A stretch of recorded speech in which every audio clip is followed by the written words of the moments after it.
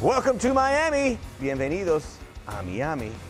We are ready for another Combate Global. Massive action coming your way. Mucho más acción, as we like to say.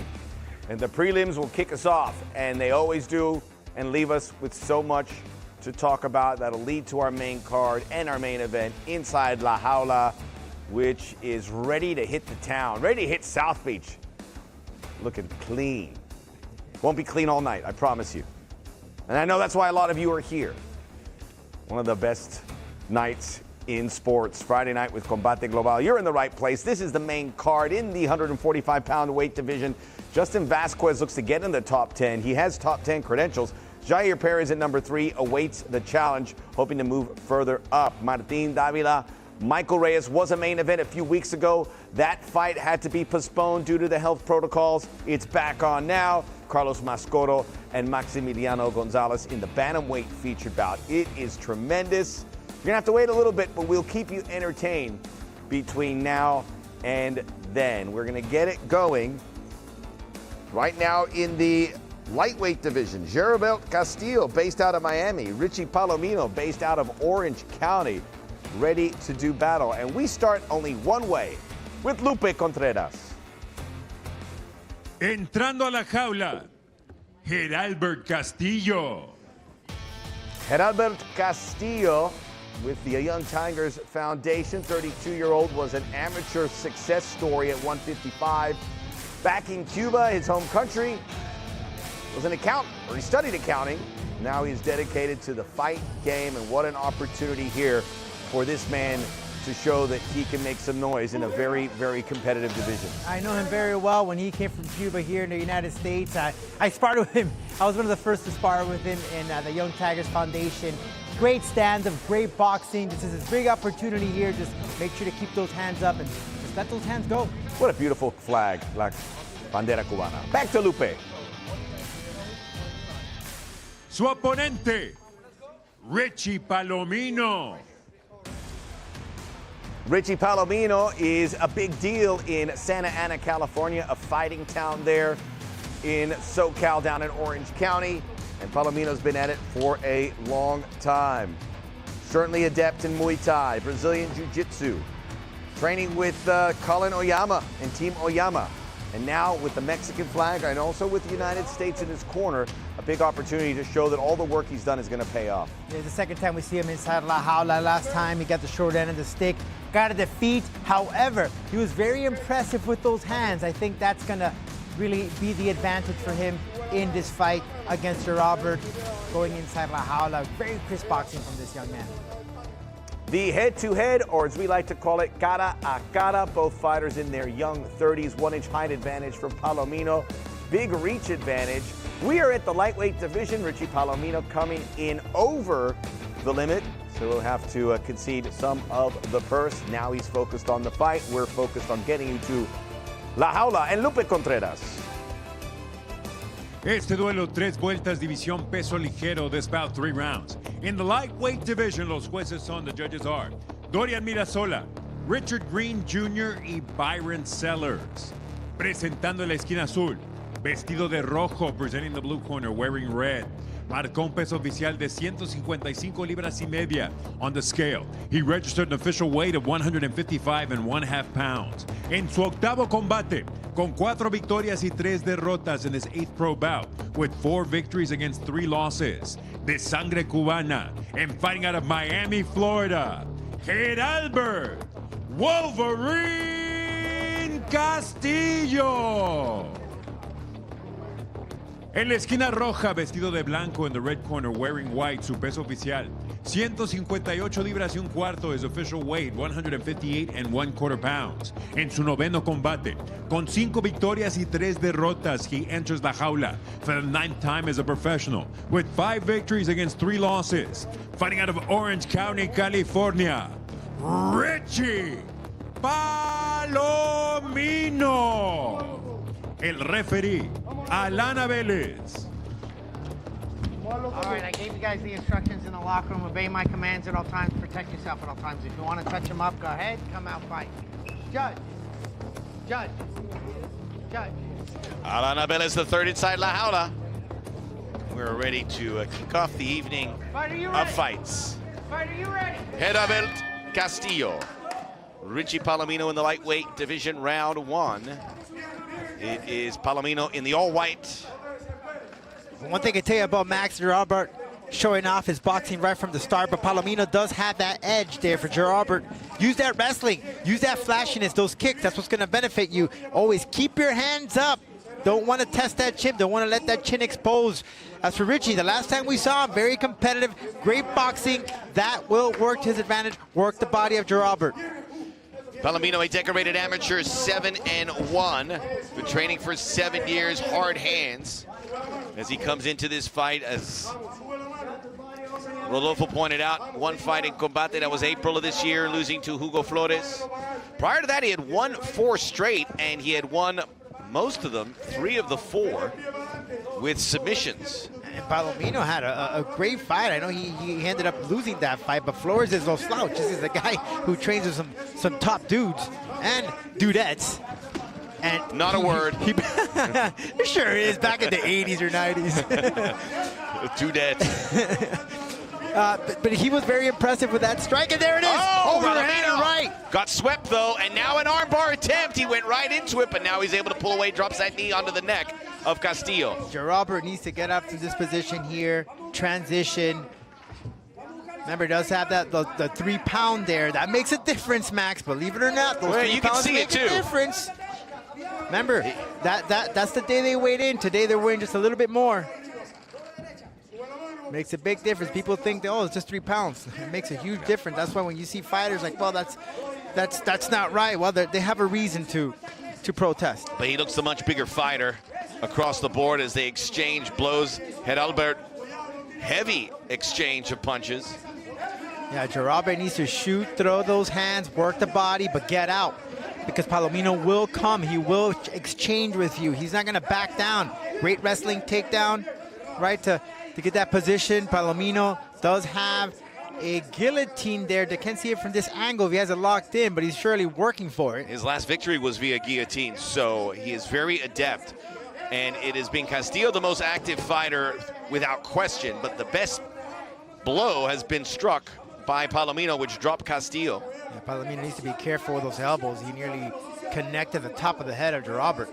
Still erring on the side of danger for sure. Trying to set up an armbar.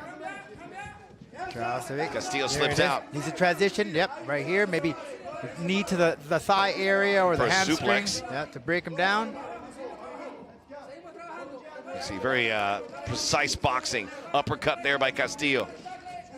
GERALBERT took some time away from, to throw that elbow, took some time away from fighting, focus on family, had a baby. His wife had a baby. It's tough, and we know the plight of the Cuban athlete in the United States, and we all hope, as a Cuban American myself, that things will change. Maybe they will, but right now he has left his family. Most of them are here. There is one daughter who still lives in Cuba. The good news, they're expecting her to come to the United States soon, but how could you know as a parent? And what is that like going to bed every night? Changes you, especially if you have a newborn, adapting to that schedule, waking up in the middle of the night. And as a fighter, I mean, if your baby wakes up at 4 in the morning, you might as well just start training, right? Great takedown there from GERALBERT. So ladies, marry a fighter, because if they get up at 4, they'll do all the baby, they'll change the diapers.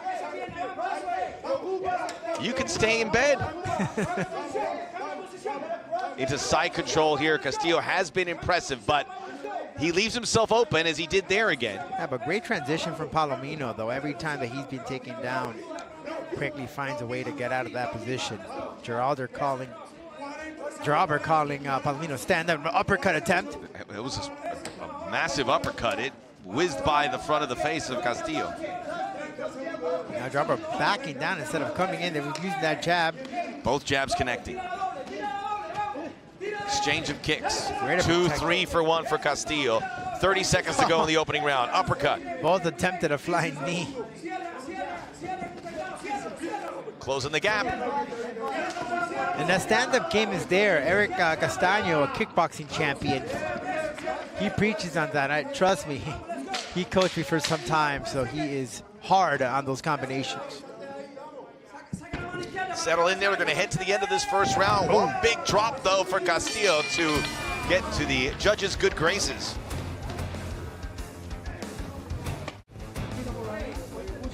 So a nice start here for Castillo, who 32 years of age, still just getting his fight career off and running, coming off a couple defeats.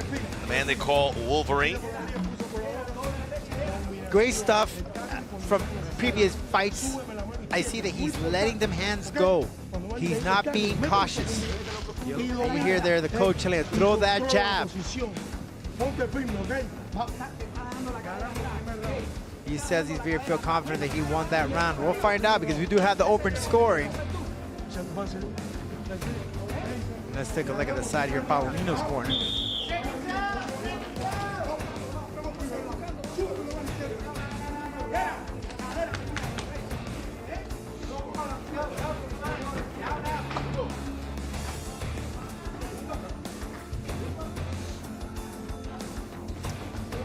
We are now ready here for round two. Palomino has been the counter-puncher. Then again, he waits to take a few blows, throws one over the top. He's letting them hands go. GERALBERT is very confident with his boxing. Great stuff. Improved, I'll tell you this much. Just a little feeler there for Palomino to gauge the distance. As he comes in, he gets caught. Now Palomino working that body to bring GERALBERT down, get those hands down, force him to hit the head. Castillo's just so much better in the stand-up game, but Palomino, so good submission. He just needs to get a hold of his opponent. Hasn't been able to do it just yet. He's fighting for that opening, Max, where he can land a knee or something that's going to bring down Palomino and just lay a flurry of punches. We talked about Castillo, who's 4-3, coming off back-to-back losses.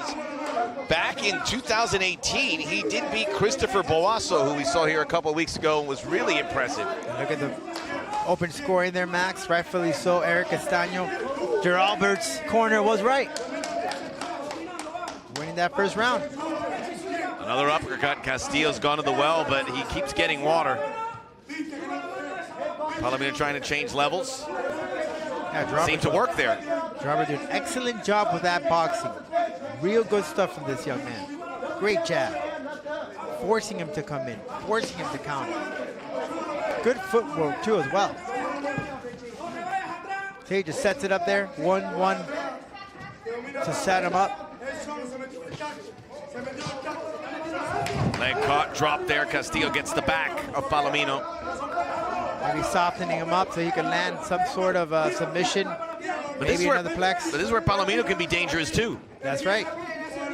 And he's using that jaula there to help him position himself. That's what GERALBERT is forcing him to try to take him to the center of la jaula. So now we're going to go right back to that stand-up where GERALBERT has had that advantage in the stand-up game.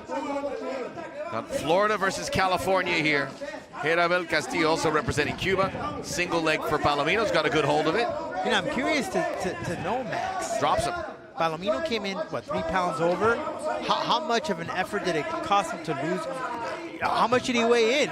Because the first time we saw him against Flores, I saw him more fast-paced. He's looking at there for an armbar. I don't see Palomino too crisp of his boxing compared to last time against Flores. It's not. He's waiting for those opportunities where he can draw Castillo in. And I think Castillo's seen most of these punches come. They're coming slow pace. Last time around, he was a lot more faster, more aggressive. But he's just waiting for it instead of being the person to push the accelerator. Castillo, not a completely convincing takedown attempt. Got Palomino able to flush him. Back to the center of the jaula. There's a better kick from Palomino. Fighting out of Santa Ana. Wants to make Santa Ana a destination for mixed martial arts. Wants to start a gym down there. It almost seems like GERALBERT or Castillo's game plan is just to wear him out and just find that good opportunity and just, you know, get that victory by way of TKO. Because he keeps using that jab. Very effective, even through a hook. He's been using it all day. Keeps on using it to set it up. Another telegraphed takedown attempt, and now a good crank for Palomino on this guillotine. He lets it go. We knew he didn't have it, but he gets a little haymaker on the way out. Much better from Palomino here. Palomino did throw that jab and that kick right to the thigh area. Castillo, though, being persistent, though, telling him to come. Oh, big kick there by Castillo. Follows it up with a jab. You can hear the Castillo corner, very vocal. Castillo's just banking on that overhand right if he can find one. Wow, Castillo not really defending himself here. Now he does have those elbows up, Max. They're not connecting. It just looks flashy. But yes, it'll look good for the ref. I mean, for the judges. Some got underneath the guard, but certainly nothing on the face. Who knows what Palomino's up to, trying to get some wrist control here. Final seconds of round 2. Much better from Palomino. Was it good enough for him to win the round? Don't know. We'll find out soon. And just like the first round, Castillo with a calling card.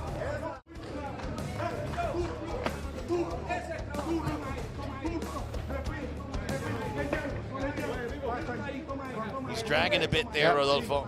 You can see the extra weight. If you look at Castillo and Palomino, the way they got up at the end of that round, you could just tell here Palomino's exhausted. Let's take a look at this, the action for the second round. Castillo on the ground game. That jab has been there all day long. He's been connecting with it, having some fun with it, following it up with some crosses as well. And then the wrestling for Castillo has been on point. Here, he nearly got caught in a guillotine choke, but no, it wasn't this time.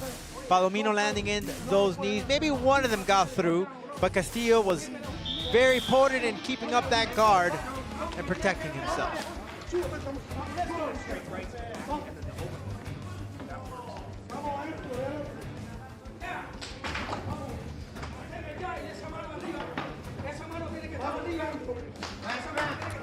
Back here for round 3, we'll get the official scoring. We'll find out soon enough how aggressive Palomino has to be. He is looking heavy, though, literally and figuratively, in the way his body language appeared at the end of round 2. Well, Castillo, they just did that close-up shot. He's very confident in this fight that he's winning. He went down to the bread and butter here, the wrestling, where he's had much success with the takedowns. But you got to do something, right? We've had this conversation. You can take your opponent 6-7 times in a round, but what did you do with it? And there he is.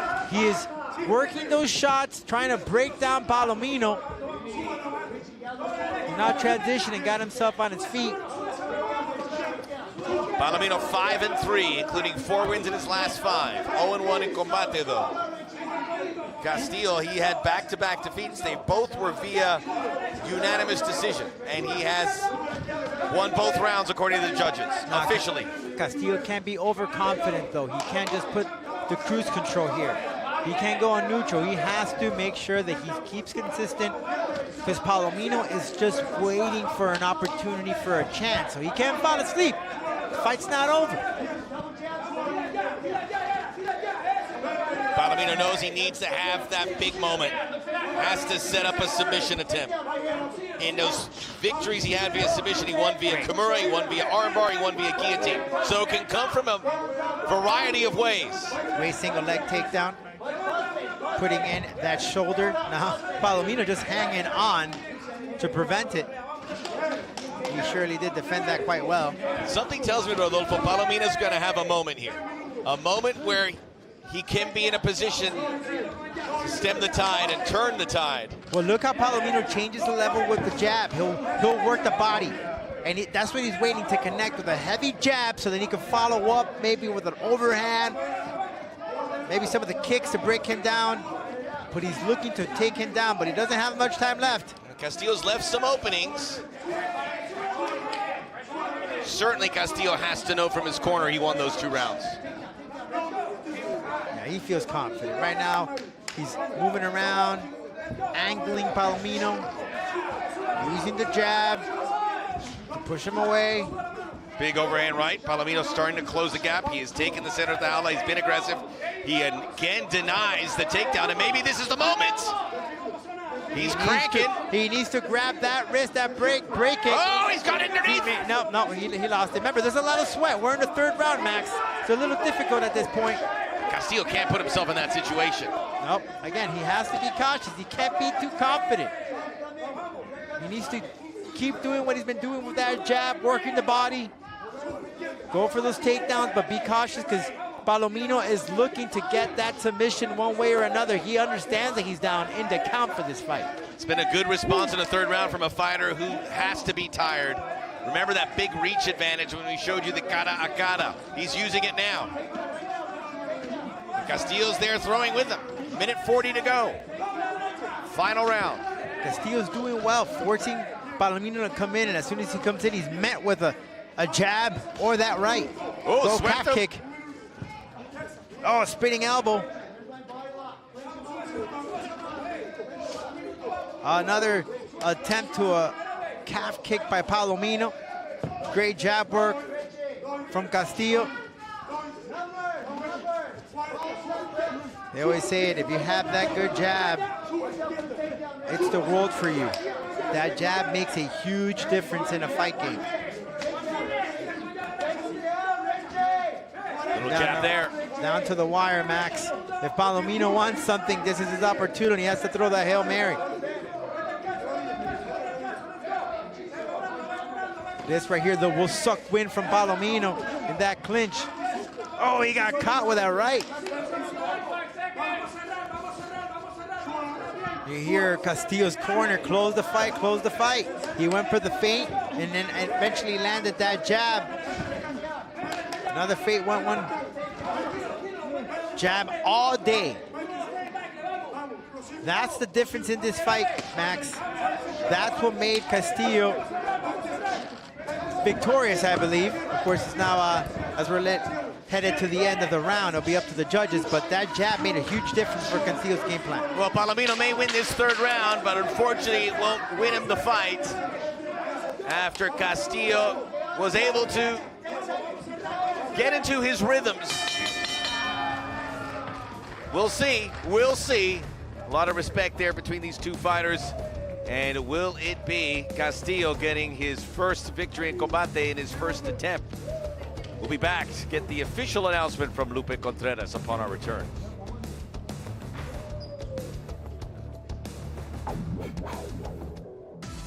Mi nombre es Martín Davila, mi edad es 36 años y soy de Herndon, Virginia y vivo acá en Miami, Florida.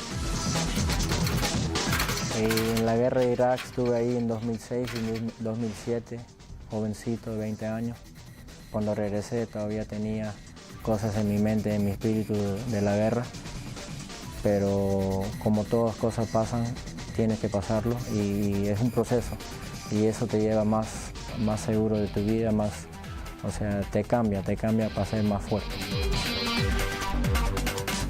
De mi contrario, Michael Reyes sé que es un luchador, un peleador que siempre está tirando su golpe en volumen.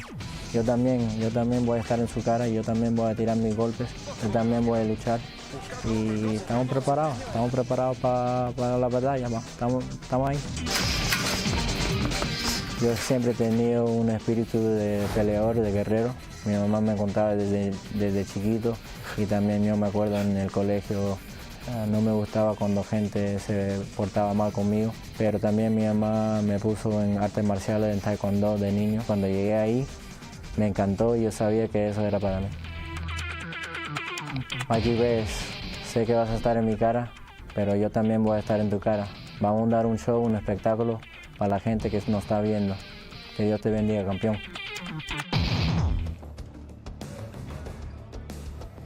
We are back, and GERALBERT Castillo looks poised to be receiving some good news. Let's see if it is. Cholupe.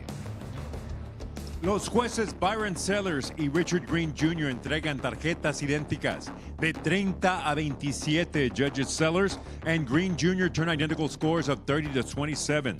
Y el juez Mirasola anotó 29 a 28. Judge Mirasola scores it 29 to 28. All in favor of the winner by way of unanimous decision. Los tres a favor del vencedor por decisión unánime. The Wolverine, GERALBERT Castillo. That's a good name fighter to beat. Still some work to do for Castillo. You can see he's raw, even though he's 32. But that's an important win for him. What's very impressed here is that jab, that crisp boxing improved a lot. And I got a kick of watching Eric Castaño, man. You could have sworn that he won the fight. I mean, he's always excited. A lot of enthusiasm for his fighter, especially when a victory comes along the way. Cuba versus Mexico, Florida versus California. And Castillo had a really good opening round. That set the tempo, that opened the gap, and it forced Palomino, who got tired as the fight wore on, to play catch-up. Yeah, he came over those 3 pounds. That could probably play a role. We don't know how much weight he was cutting prior to that, but Castillo with the takedown here, the jab, that was what really turned the page in this fight. That's what made the fight for Castillo, is that jab. Palomino reaching for desperate measures, perhaps landing a guillotine, but Castillo just wasn't having any of it. The exchange there, elbows from Palomino, but Castillo keeping up those hands, protecting himself. But it was there it is, 1, 2 straight jabs. That is what made the difference in this fight, to keep Palomino away and just work him out. Stats, big edge in the punches, used the jab very well, did GERALBERT Castillo. Palomino with those takedowns, he was down a lot. Although you can see how many attempts on the takedowns. That was a story here. It was just volume for Castillo, and that's what led him to win the fight, getting it 30-27 according to 2 judges. There, they gotta doll up the jaula. No, well, we get ready. When we return, Bryan McDowell, Victor Valenzuela, next up inside the jaula on Combate Global. The Causeway's in Miami, connecting Miami to Miami Beach. You've got to learn a lot about Miami as you tune into Combate Global. Great to see us on Paramount Plus. Also great to see us popping up on CBS Sports Network. And now it's going to be Bryan McDowell from Marysville, Kentucky, and Victor Valenzuela, Psicosis, from the fighting town of Santiago, Chile. Let's go to Lupe Contreras.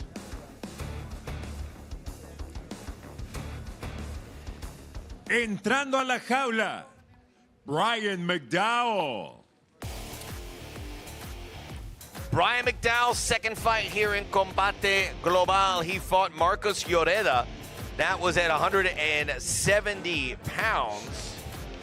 And now fighting again at the welterweight, coming back here. That one went to decision, a unanimous defeat.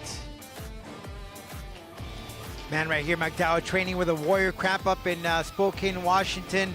See in the corner there, Pablo Alfonso has improved a lot since the last time we saw him inside La Jaula. Just look for his striking. The improvement there is there. You will see it tonight. Now his opponent. Su contrario, Victor Valenzuela. Seems like every week we have 1, if not 2 Chileans on the card, and they have been more successful than not. It is growing there. There's no doubt about it. This is a man who also is returning to the jaula in Combate. He beat Fernando Calvo via unanimous decision back in June. So 1-0 here, 7-3 in total. He's proven he can win in Chile. He's proven he can win in the big leagues. A long history, and it comes to the stand-up game with the kickboxing. I had much success with that martial art. Now training with the MMA Masters. You can see alongside in the corner Adir Terry, who has competed here inside La Jaula. Looking forward to this bout. Head-to-head, gotta. Both just getting started. McDowell 27, Valenzuela 28. Huge height advantage for McDowell. That was promised for Lloreda before the fight got away from him. And he has a 5-inch reach advantage. Both make weight at 170. A division Combate is looking to develop. There's a lot of talent. We'll see if it's in the shape of these 2 fighters. Let's go to Lupe Contreras for the officials. Continuamos con mucha más acción. 3 vueltas, división peso welter. We continue with much more action. 3 rounds. Welterweight division, los jueces son Eliseo Rodríguez, Dorian Mirasola y Richard Green Jr. Y ahora, damas y caballeros, llegó el momento de un combate global. Presentando la esquina azul, vestido de azul, presenting the blue corner, wearing blue. Sobre la báscula, marcó un peso oficial de 169 libras y un cuarto. On the scale, he registered an official 169 1/4 pounds. A nivel profesional, mantiene un récord de 6 victorias y 5 derrotas as a professional. He maintains a record of 6 victories against 5 losses. From Maysville, Kentucky, and now fighting out of Spokane, Washington, the Iceman, BRYAN McDOWELL.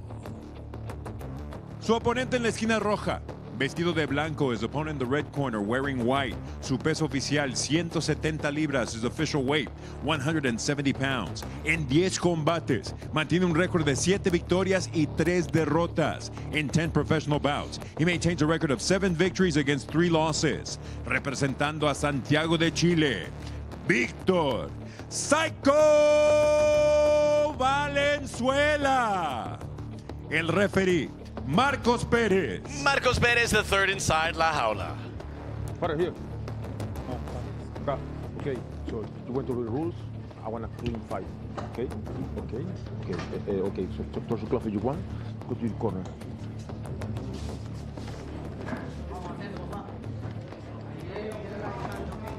Victor Valenzuela. You ready? Are you ready? Fight. BRYAN McDOWELL. He looked pretty good in that defeat to Marcos Lloret. He started well, but it caught up to him, took the defeat. And since then, he's improved a lot. So look for his great stand-up. He's changed a lot. Big-time improvement. This guy's a tough fighter, so he'll take anything and everything and come right back at you. Look for the good clinch work as well. What's going to benefit him is use that jab to keep away Valenzuela. Remember, he is the taller of the two as for Valenzuela. Work the body, maybe some calf kicks to bring down McDowell to your level. BRYAN McDOWELL is a guy, you've heard of them in the past. They'll take a fight anytime, anywhere. That Marcos Lloret fight was June of last year. He has fought 4 times since. This is his 4th fight in 2022. He'll come in, he's a good opponent. I mean, maybe he should prepare for fights, he would like to prepare for fights a little bit more, but these opportunities come up, he'll seize them. Some guys are just ready to go. Just give them a call and they're just, set me up, coach. I'm ready to rock. Put on the gloves. Remember, these guys stay busy throughout the time. Yeah, we mentioned how Santiago de Chile is a big fight town. What about Spokane? You're seeing a lot of great fighters coming from that area and that warrior camp. Oh, great jab from McDowell. And he moved out of the overhand attempt by Valenzuela. McDowell in blue. You can see the size edge. He's using it. Yeah, Valenzuela is a more patient fighter. He waits for the opportunity, unlike McDowell, who's being the aggressor here. Valenzuela needs to find a way to get in there, cut McDowell, work the body. Remember, he does have that disadvantage when it comes to the height.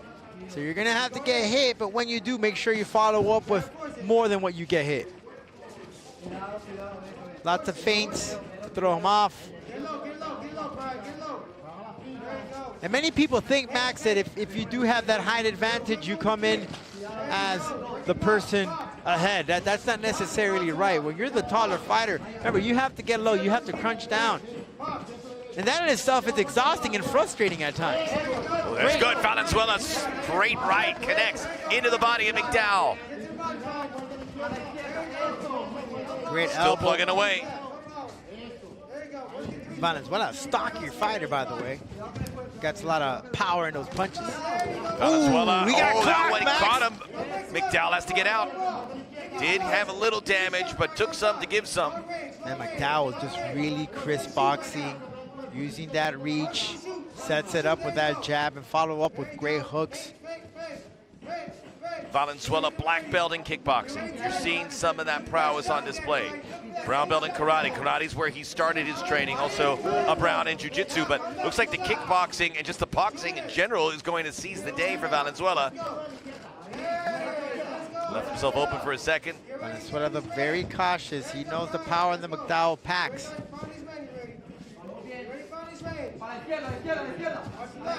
Here's the corner of Valenzuela to go to the left.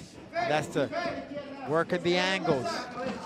Oh, that hurt him. Right. Valenzuela looking to fire up. Right hand into his body now because it was exposed. I think did the mouthpiece fly off? I haven't heard of stop. No, there it is. There it is. Stop. There it is. Man, I'm telling you, it flew. That right hand just.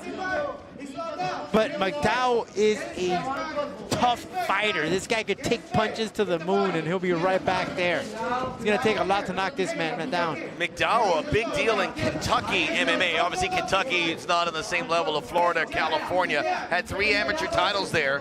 Been training for 10 years. He's a good fighter.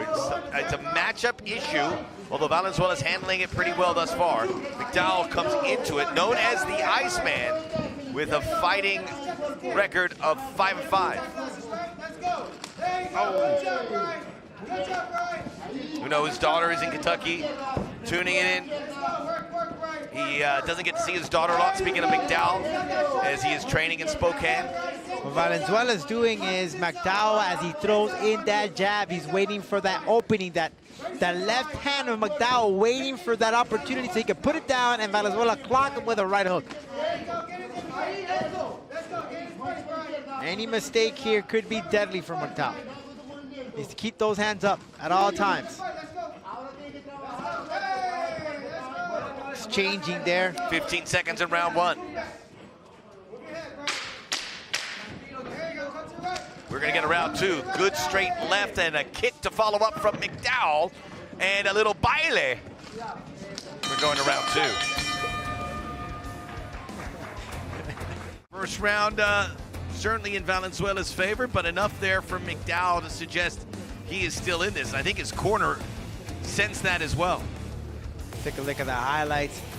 Deep from McDowell to kick it off. And then just look at the action with that jab. More jab action. Valenzuela, though, patient with that overhand right. Blocking McDowell. McDowell with a kick here in exchange, and both men connected with each other, but they're both back in the game. Overhand right again, then knocked the mouthpiece of McDowell, cornering him in the clinch. He came right back, followed through with that boxing. He missed that kick. Ready for the second round. Round 2.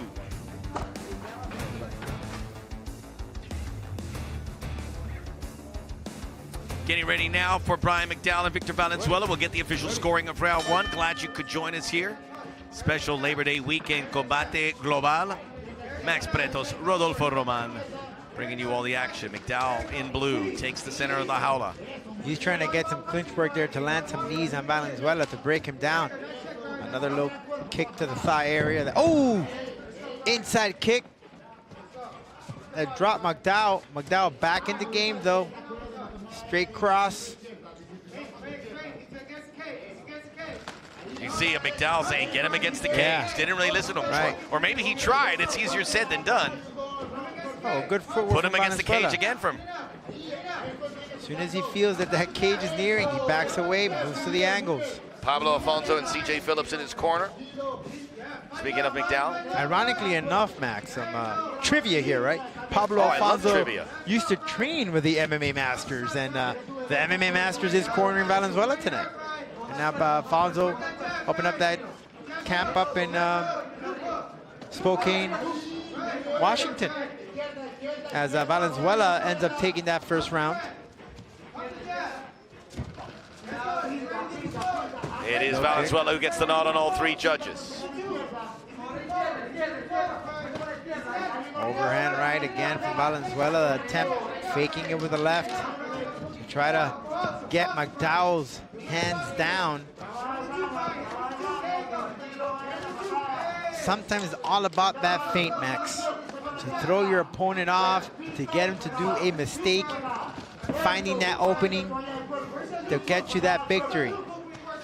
He's trying, McDowell, stepping into some lanes, trying to get closer. Little blood and swelling on the left eye of Valenzuela. It's that jab. McDowell's been doing good stuff for that jab. It's good output for McDowell. Oh, be cautious there. Okay, with the back. Seems like the corner of McDowell are optimistic. No. Switches up a bit. And no takedown attempts here whatsoever. It's just a straight up stand-up fight. And you've got to find a way to use that height advantage. I mean, there's moments where he does. There's other moments where he doesn't look as large as he gets caught in that exchange. He doesn't want to be in that area because Valenzuela is strong. Just look at those shoulders. You're going to have to use a lot of feints. And good left hand, McDowell. There it is, and you're going to have to just crunch down a bit, kneel down a bit. You have to come down to Valenzuela's level. Valenzuela. That jab, big kick on that lead leg. That jab, I know he's going straight for the head, but try going to the body as well to bring him down. Combination, McDowell, corner likes it. He has to win this round to give him a chance to win it via decision in round 3. Oh, big left hand, and McDowell stares him down. McDowell gained some confidence after he connected that shot. Look at him. He says, I'm telling you, this dude, I'm invincible. This dude is made out of iron. He's got a great left hand. He's setting it up well. Again, there is where you use the length. Also, that lead leg of Valenzuela is there. Why not attack that thigh area? Yeah, it seems like McDowell Rodolfo's locked in on setting up the jab and coming in with that left hand. But it's there for you, and if you were to throw that kick, follow it up with a flurry, punches. Check that kick. Now McDowell, another left hand. Spark plug firing in all cylinders. Huge fight for McDowell. Coming off his first fight, the defeat to Marcos Guerrero. Wants to stay around Combate Global. Knows he has to piece some victories. Went and got some fights elsewhere since that fight. 2-2 in those fights. Valenzuela pushed him back, and now it's getting red on both cheeks. Valenzuela's corner telling him to get some head movement. Another good left. Oh, but the left hand from Valenzuela caught McDowell coming in. And it is true because Valenzuela, when there's not much head movement. He's coming in, he attacks. And of course, he has to take the shots because of the height here disadvantage, but got to use that head movement. Hence, that's why he's cut open already under the eyes. 20 seconds to go in round 2. McDowell from his corner, they said get in his face. He did that last time and he paid a price. Has to finish strong in this second round or Valenzuela can nip it here. Max, you're absolutely right. He's calling in Valenzuela so he can meet that cross. Good finish to round 2 and Valenzuela, man, he's got that cumbia down. Uh-oh. Oh. Uh-oh. Well, we're gonna be very interested in seeing the scoring of round 2. Have a little dance-off at the end of that round. At the end of both rounds. Who knew the kid from Kentucky would outdance everybody? You can break it down. Here in Combate Global. Let's take a look at the highlights for that second chapter of the fight. Great kick to the rib area, Valenzuela. Valenzuela felt that one. Listening to the corner. Your dear Terry, the cornerman, also a fighter. He's competed here inside La Jaula as well. Pablo Alfonso on the other end. Okay, corners out. Corners out. Corners out.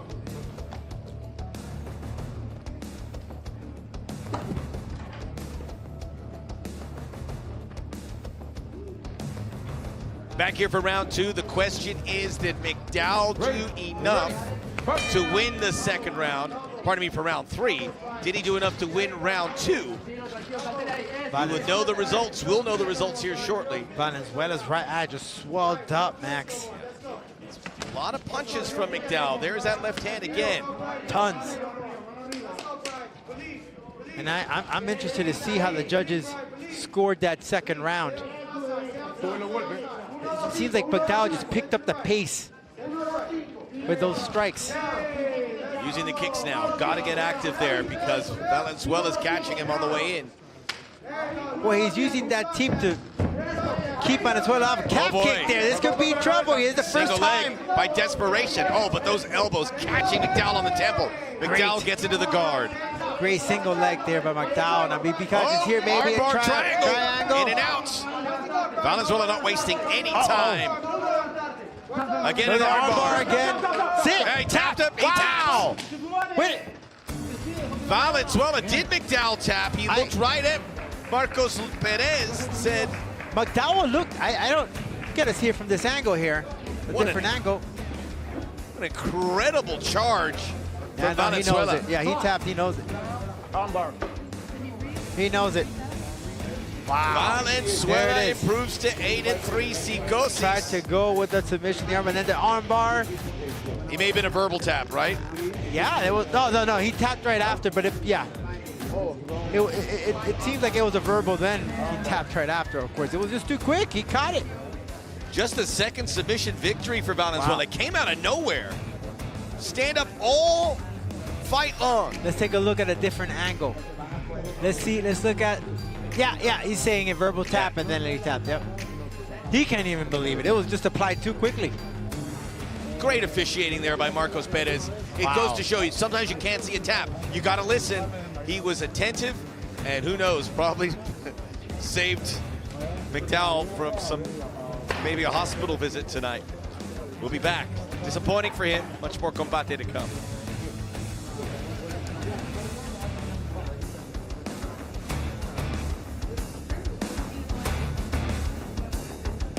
El tiempo oficial.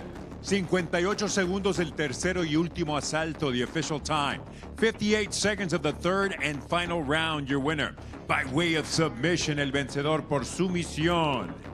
El Psycho, Víctor Valenzuela. That's a nice record for Victor Valenzuela. 8-3, gets his second submission victory to go with 2 TKO wins. He is now 2-0 in Combate Global, and a guy to reckon with at 170 pounds. Another great moment for Chilean MMA. It's a losing count with all these Chilean fighters. And we saw Valentina from Chile, Gallardo from Chile as well, Gloria Bravo, Barraza. It's a long list of Chileans. I knew I asked the right guy when I asked Rodolfo to rattle off all the Chilean fighters. He knew them all. Bahamondes is another Quintana, they're there. So celebrate Chile. Chi, le, le, le. You are an MMA factory. We'll be back, getting ready for the main card.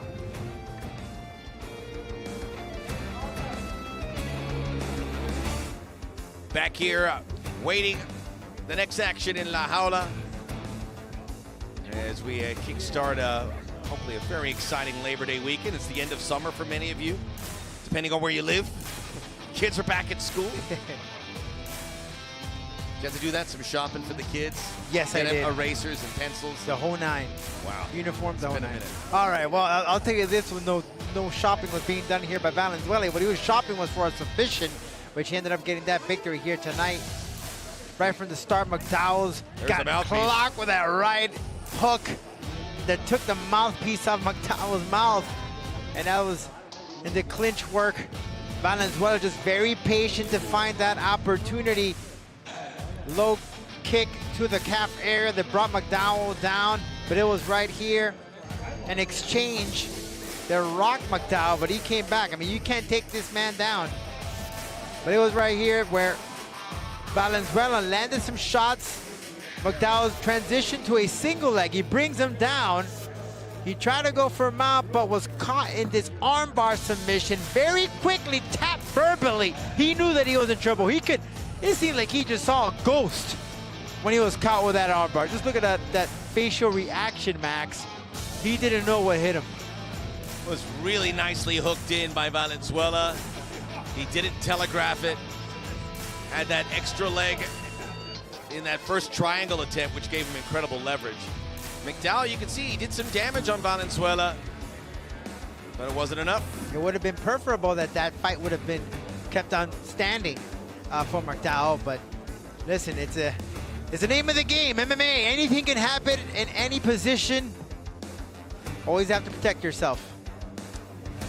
And it is Valenzuela who awaits for some bigger fights in the back end of 2022, and we'll see it. Welterweight's going to be an exciting development for sure. There's more fighters coming into Combate to compete in 170 pounds.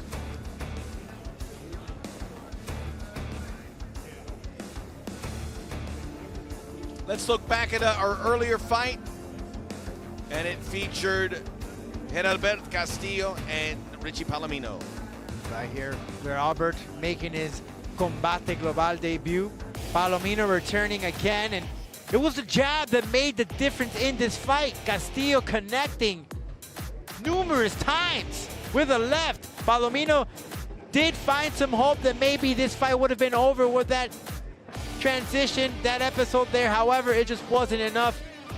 Castillo keeping up his guard, but it was that jab all day that kept Palomino away. The wrestling was there as well, but that was not the name of this fight. Crisp boxing from Castillo. Palomino in desperate times looking for a submission to get that victory, but it wasn't gonna happen. Castillo landing an uppercut and exchanging of the hands, which made the big difference here. Palomino again, he tried to just look for something that would finish this fight off for him. He looked quite exhausted. He came in 3 pounds heavy in this bout. Don't know how much he had to lose to get to this fight, but that made that difference. Midway through the fight, he looked pretty exhausted, especially after that first round. It took him some time to get up. Palomino certainly looks like an accomplished fighter. Has to watch the weight there. We will see what's next for him in addition to Castillo. So we're coming your way, kicking off September in style with really 2 main events in one. Featherweight division, Jair Perez, he will take on Justin Vazquez, the number 3 featherweight, against a man who's on a rocket ship in Slick J. And also the flyweight matchup there with Michael Malicious Reyes, the number 1 flyweight, taking on Martin the Last Inca Davila. First up will be Carlos Mascorro and Maximiliano Gonzalez. Those 3 good fights. Great, good fight.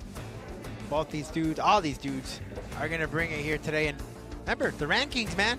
Victories are much needed, especially in this bout right here. We will, in fact, start with our flyweight featured bout. Michael Reyes, will he still be number 1 when the smoke clears against Martin Davila? It's Combate Global.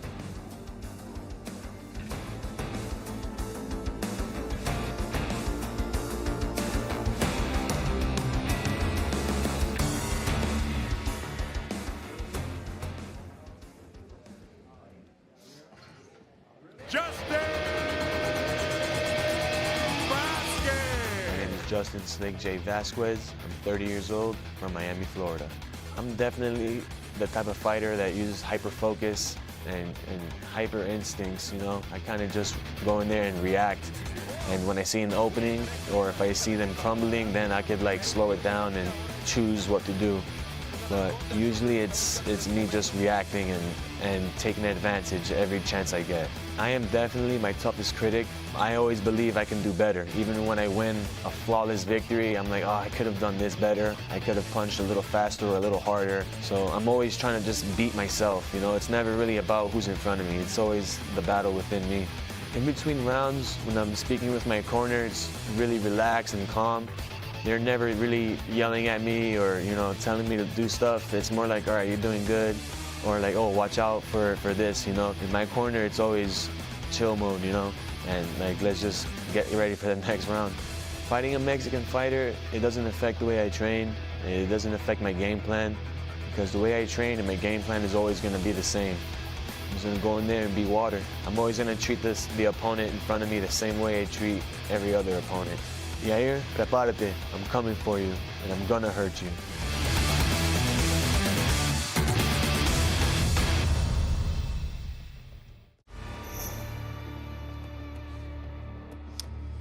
We are in Miami as we kick off another Friday night main card coming your way. We're going to have a lot of questions answered at 145 pounds, 135, and first up, 125. There is what the fighters will see. The walkout to La Jaula, looking clean. Ready to wear, prêt-à-porter. Thrilled that you could join us. We are always entertained, and we know you tune in for that exactly. when you watch Combate Global here on Paramount Plus and our partners in Español, TUDN, Channel 5 Televisa in Mexico, worldwide audience breaking all sorts of ground in the fight game. This is our card. It will culminate with the main event. Justin Slick J. Vazquez looking to get into the top 10 featherweights against the number 3 in the division, JAIR Perez. Carlos Mascorro, a guy who never gets out of the first round, against Maximiliano Gonzalez. That'll be in the bantamweight division. And Martin Davila facing Michael Reyes. That'll start us off.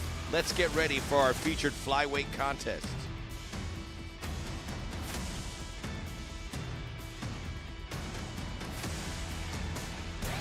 Tú sabes que en el deporte hay que entrenar duro y tener disciplina, mucha disciplina. Yo estuve en los Marines casi 9 años. Lo más que me enseñó fue la disciplina. Mi nombre es Martín Davila, mi edad es 36 años. I feel like being a fighter is a lot more than getting in the cage and fighting. I feel like I'm a fighter in all aspects of life. My name is Malicious Michael Reyes. I am 30 years old.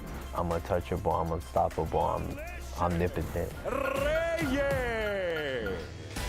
Sé que es un peleador que siempre está tirando su golpe en volumen, que está ahí en tu cara todo el tiempo.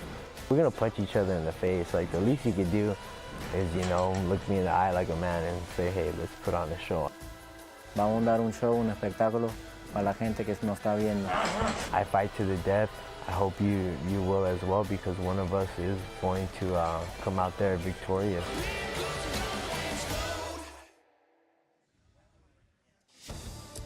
It's going to be a good one, and this was a fight that was supposed to happen a few weeks ago. It's happening now. There was some health protocols, but good things come to those who wait. And Michael Reyes has got that target on his back as the number 1 flyweight. Now time for the head-to-head, cara a cara.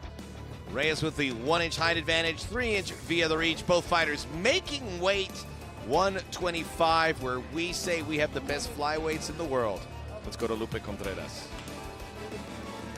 Las reglas oficiales de la jaula, 3 vueltas de 5 minutos, 3 jueces, utilizando el sistema de 10 puntos. Este duelo en la división peso mosca, this bout in the flyweight division. Los jueces, the judges, Byron Sellers, Eliseo Rodríguez y Dorian Mirasola. Presentando en la esquina azul, vestido de rojo, presenting the blue corner, wearing red, su peso oficial, 125 libras, his official weight, 125 pounds a nivel profesional. Mantiene un récord de 7 victorias y 3 derrotas as a professional. He maintains a record of 7 victories against 3 losses. Hailing from Herndon, Virginia, and now fighting out of Miami, Florida, the last Inca, Martín, el guerrero de Cristo, Davila. Su rival en la esquina roja, vestido de blanco, his opponent in the red corner, wearing white. Marcó un peso oficial de 125 libras y 3 cuartos. On the scale, he registered an official 125 3/4 pounds. En 13 combates, mantiene un récord de 8 victorias y 5 derrotas. In 13 pro bouts, he maintains a record of 8 victories against 5 losses. Fighting out of Oxnard, California, Malicious Michael Reyes. El referee, Alana Vélez. Alana Vélez, the third inside All right, la I gave you jaula. guys the instructions in the locker room. Obey my commands at all times. Protect yourself at all times. If you want to touch him up, go ahead. Come out, fight. Judge. Judge. Judge.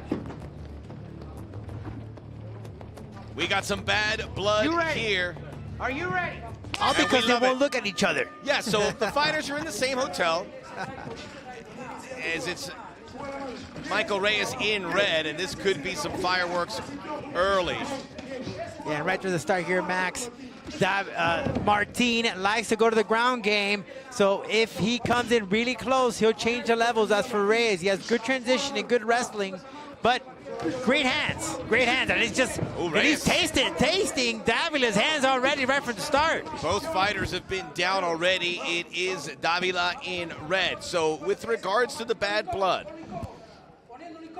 Reyes said they've been around. This was the second time in 6 weeks that they have supposed to fight. Several times he tries to ignore me, acts as if I don't exist when we walk by, and then he would say, we're gonna punch each other, at least look me in the eye. That kind of ticked me off, and he's gonna be paying for not being cordial. Just a reminder, be nice as they get to the center of the jaula. An explosive opening minute here in our co-main event. Curious to see if they'll share a beer after the fight. Yeah, it's been a long time. These two guys hovering around in Miami, chomping at the bit to fight. They finally get there, so it's just been building. They've heard so much about each other as Reyes drops him with that left hand. And Reyes wants this fight to keep on the feet. Hence, he didn't take the approach to go to the ground game. He knows what Davila is all about on the ground. Davila training with the Young Tigers Foundation. And Reyes with a knuckleheads boxing and MMA. Great cardio, man. He's just so fast, so quick. The last fight that we saw him against Rodrigo Garcia, he was just so aggressive. Unanimous decision over Garcia. That was in April. And Reyes is 7-5, so it's a peculiar record to be the #1 flyweight. However, he has been unstoppable. He's won 4 of his last 5, all in Combate. And that's why he is viewed so favorably in that pecking order. Look at this exchanging here, man. Just from the tie-up, shots to the body, to the face. This is high adrenaline stuff right here. Davila, the #9 ranked flyweight, started fighting in the Marine Corps. He saw combat in 2006, 2007 in Iraq. He walked away, said he was broken a bit spiritually, went through some tough times. Fighting was able to bring back his vision and his positivity. Started in the Marine Corps with some of the martial art combat training there. Good right hand, Davila. Eventually transitioned, and now it's his day job being a mixed martial artist and also a coach. I know he trained some of the jiu-jitsu at the gym. Very active in the social media and how to do proper technique with jiu-jitsu. Davila, originally from Virginia, good uppercut, called the last Inca. His families are Peruvian.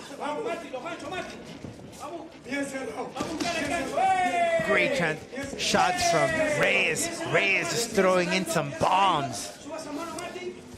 Davila, by the way, says his mom is #1 fan. He said he wanted to pass on the message, te quiero, mami.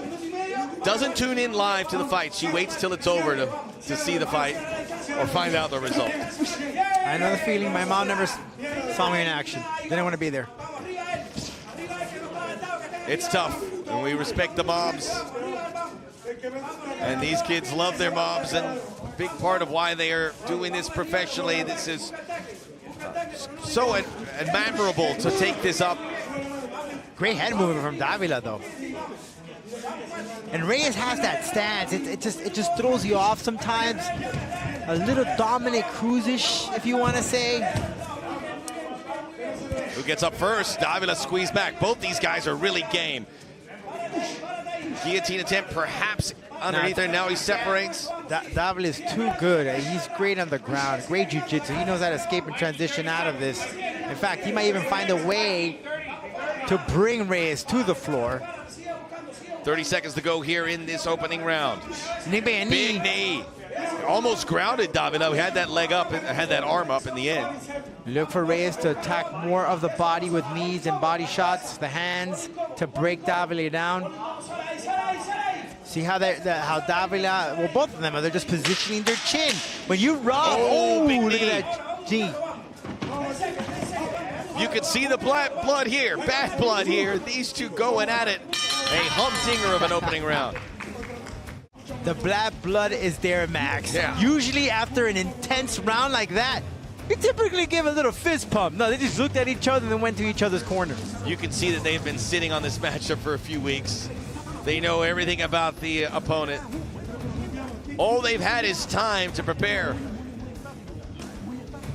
Corner of Davila tells, stick and move, stick and move. Reyes here, I mean, he's doing great stuff. Being aggressive, great transition. Fast pace, man, just fast paced fight. And these guys can go all 3 rounds with no problem here. Reyes decided not to sit in the stool, contrary to his opponent.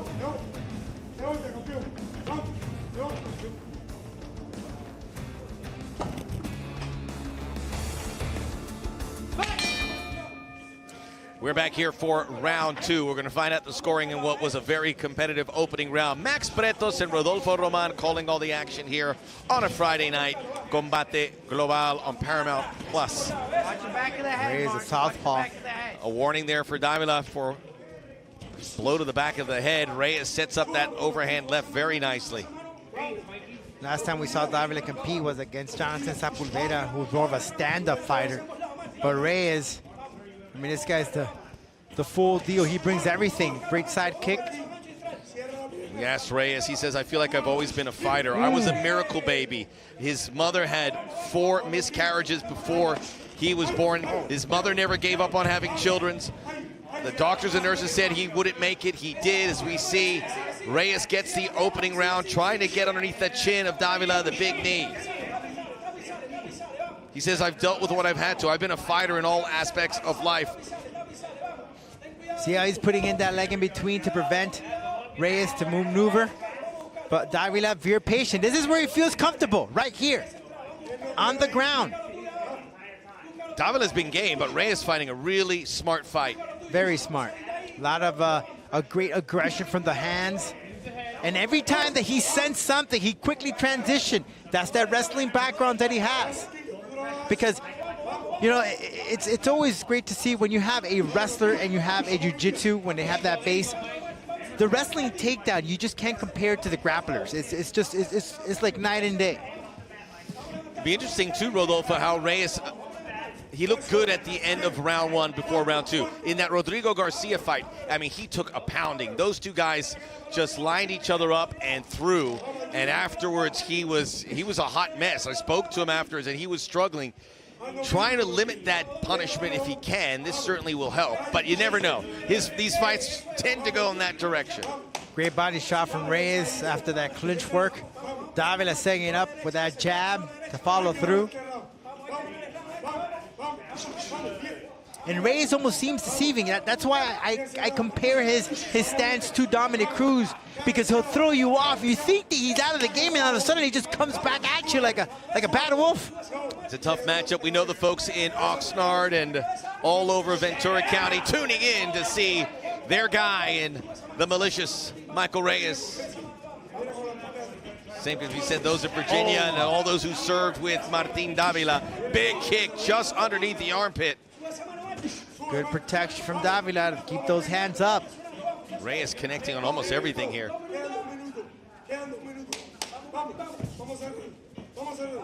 Davila's corner trying to get him going. Davila, though, in this round, I see him less active compared to that first. That's why I think it's good observation. Davila needs to get more involved here. Reyes is getting off his. Came in with that left hand, pushed away by Davila, takes the center, big knee by Reyes. There's that takedown attempt. Nowhere home, nobody home. Reyes good on popping up those hips, preventing that takedown to fall through. 4 wins in 5 for Reyes. The only loss, a surprising guillotine defeat to Pablo Caballero in June of last year. To see Caballero again here at some point, who's also part of the rankings in flyweight. Another fun guy to watch. This flyweight division, for so many years in all the companies, it was viewed as it wasn't sustainable, but we've seen it here. The 125s we have, these guys fight hard, there's knockout power in them, and it's always entertaining.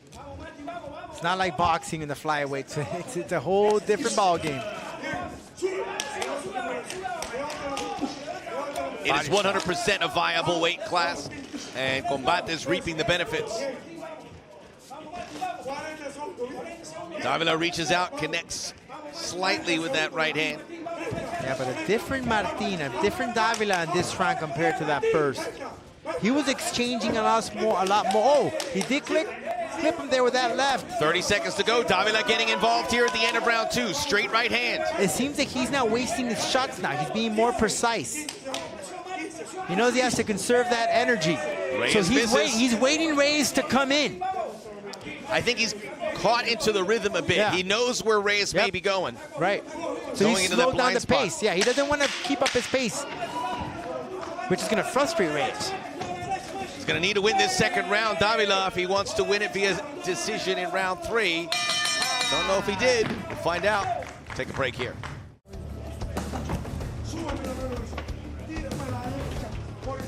That's an interesting observation, Rodolfo, is Reyes kept going into the blind spot, moving to the left. Davila didn't like it, and then it hit him, and he kind of caught up with that pace. Yeah, and here it is.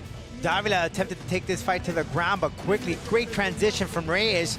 That's that wrestling background, scooping up both of those legs, landing in some shots to the face. Davila attempted to do some of his jiu-jitsu work. However, it wasn't gonna happen. Reyes continued on firing those hands, being the aggressor, landing in that knee, in that midsection of Davila. And again, Reyes refusing to stand or sit on that stool, unlike his opponent who sat on the stool. Last round, Michael. Last round.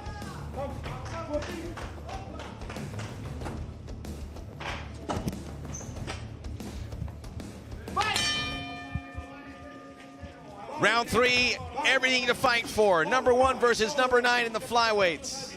All right, so do we see a Davila from the first round or a Davila in the second round? Does he follow the pace of Reyes? Or does he just wait for that moment to strike? Both fighters have won 4 of their last 5. Davila victorious in May. He's won his last 2 here in Combate. 4 submission victories for Davila of his 7 professional wins. We haven't really seen the submission prowess come into play, but it certainly still can. Reyes drives forward, always pressing. You heard the corner of Martin telling him head movement, because when he strikes, he's coming in real stiff. Has to be careful. Although both these guys have just strong chins, and they're not gonna go down. Big over the left, but that's Davila starting to win those 50-50s.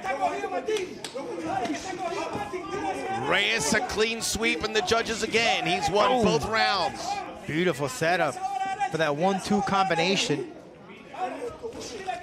Oh, good right hand. Thought the left was coming, he tricked him. Now the right jab firing off.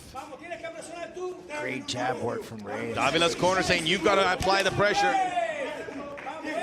Yeah, as soon as Reyes comes in, Davila just needs to connect, especially with the body shot. That's going to slow him down. He's going to take some of his air out. Reyes now continues the move to his left. He's been doing it from the opening second. And I think the reason why Davila hasn't tested the ground game is because Reyes has good transition on the ground. He has that wrestling background. Every time that he senses something, he's quick to get out. So Davila's going to depend on those hands. He's going to exchange. Now Reyes here, some clinch work. Let's see if he can scoop him, throw him to the floor. Reyes, he's such a joy to listen to when we do our pre-fight interviews. He's very cerebral, was asked about the mental aspect about fighting. Says all of fighting is mental, all of it. The physical prowess comes along. You can get there, but you've got to have it between the ears to be successful here. 100% mental approach. Working the hooks from Davila. Now Davila switching the clinch to his advantage. Now he's scooping him down, but Reyes keeping that leg, preventing him to bringing him down. You know, one thing he said is, and I just found so smart on Reyes, is that he uses the canvas as his paint because he's an artist. He is. So he paints it. He uses more MMA as his art, and the canvas is where he paints on. Yeah, he says, I see it as an art form. I want to be an artist. Instincts complement my creativity. And he has been rock solid with his instincts here tonight. Continues to work to the left. Now the left hand is coming back into play. 1:45 to go in this final round. He's won the first 2 rounds, looking for a clean sweep. And what a victory this would be for whoever wins, because it's been a long 6 weeks, roughly, for this fight to happen. The ups and downs, to retrain, to make weight on 2 occasions. It is tough, and these guys have gone through hell and high water, and it will be satisfying for who wins and utterly disappointing for the loser. It could be frustrating. It's almost kind of like, you know, Could have been low. You're about to board the plane and to tell you, sorry, your flight has been canceled. That's how it feels like, Max. Dude, I'm jumping on a plane tomorrow. Don't say that out loud. You know that MIA. Canceling flights willy-nilly. Good left hand there by Davila. Caught Reyes coming in, but it has to be harder. Oh! No, and he caught in, but he got swept. Beautiful play there by Reyes. He has been an artiste in this fight. Good low kicks from Reyes, and now that inside low kick. And I will say he hasn't slipped. Oh, big clubbing, spinning back fist. You saw that smile, though? He hasn't been roughed up in this fight, No, he Rodolfo, hasn't. which He is hasn't. great for him. No, the curious thing is, he falls, he quickly stands up and follows up with a spinning back fist. And the Smart big man smile. of Reyes. And his smile will light up a room. Never let your guard down. He got the memo. Michael Reyes, his life, he had to put his dog down a few weeks ago, how heavy it was. He got his fiance, he's now a father. He says it's a feeling I can't put into words. It's changed my life, everything about me. I dream about my daughter. Well, she's gonna be very happy because Dada's gonna get a victory in convincing fashion here tonight in the co-main event.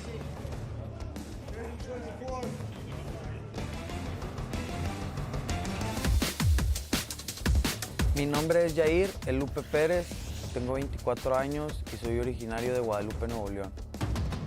Yo creo que soy un peleador de ambos grupos, ¿no? De los que piensa y de los que deja su instinto. Hay momentos para pensar y hay momentos que dices que el instinto te pide guerra, ¿no? Y vas al choque sin pensar. Así que yo creo que soy un peleador híbrido. Cuando yo subo a la jaula es un sentimiento inexplicable. Yo lo llegaría a describir hasta como una droga, ¿no? Como mucha adrenalina. Me siento en mi hábitat. Son 15 minutos que se van de volada y trato de aprovechar cada minuto. Siento que abrieron la puerta, ¿no? del corral y salgo a volar, aunque es al revés. Me meten al corral y vuelo en el corral.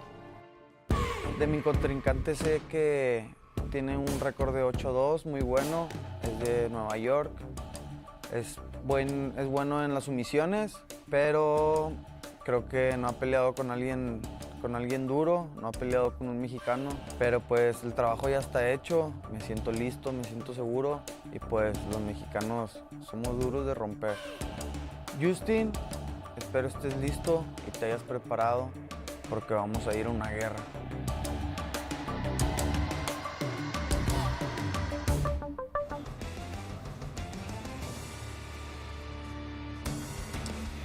Time now for the official decision. Mikey Reyes with perhaps his best performance yet in Combate. He was your #1 flyweight coming in, and he looks to stay there. Let's go to Lupe Contreras for the particulars. Los jueces Sellers y Rodríguez entregan tarjetas de 30 a 27. Judges Rodríguez and Sellers turn in scores of 30 to 27. Y el juez Mirasola anotó 29 a 28. Judge Mirasola scores at 29 to 28. All in favor of the winner by way of unanimous decision. Los tres a favor del vencedor por decisión unánime. Malicious Michael Reyes. All respect in the end. Michael Reyes, his face is clean. He improves to 9-5, your #1 flyweight here in Combate Global. 5 wins in his last 6. Tony Padilla in there to take our matchmaker to get the photo op, and that is pure relief for Reyes. Our main event is next. Jair Perez, that is the man who resides at #3 in the featherweight rankings. This man's not ranked, I don't know how. He is an absolute beast. You'll see Justin Slick J Vasquez. That's coming up next.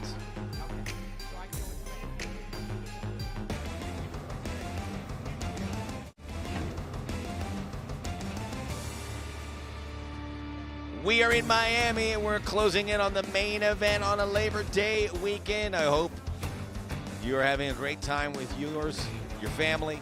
Maybe you're all watching Combate. Maybe not for the young ones, although they would certainly appreciate what the man my good friend Rodolfo Roman just called the artiste. Like, he has that Salvador Dali mustache. I'm telling you, I'm going somewhere with this stuff. The malicious artiste? The malicious artiste. You're making some progress here. Again, he says the canvas is the jaula. As we get ready, we move on from the flyweights up to the featherweights, 145 pounds. Jair Perez, Justin Vasquez. Let's take a look at the man who's hoping to jump into the top 10. It's a powerful feeling that I have. It's really hard to explain, but I just know, like, this is what I'm meant to do. Every time I get the chance to fight, it's just another chance for me to prove to myself and just to keep building. And so far, it's been great. I don't really focus on what my opponent can do. I'm just always thinking about what I can do and what I'm good at. I'm always gonna treat the opponent in front of me the same way I treat every other opponent.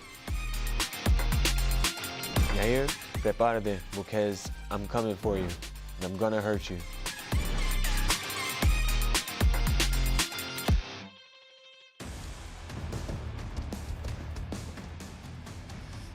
Here he is, Slick J, the home team, fighting out of Miami. You can see in his amateur ranks, he was accomplished. Amazing that he is not in the top 10. I'm not saying anything wrong about who puts it away, puts those rankings into play, because 145 pounds, you've got some killers. But this guy, 8-2, 2-0 in Combate, and now he gets to be the main event. This is a great opportunity for him to get in those rankings, move up ahead. Solid fighter.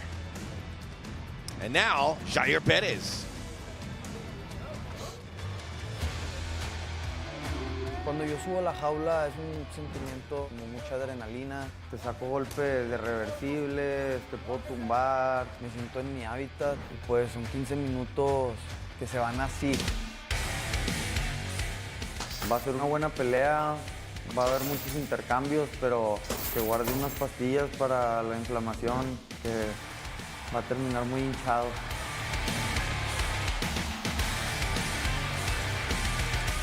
Justin, espero estés listo y te hayas preparado, porque vamos a ir a una guerra.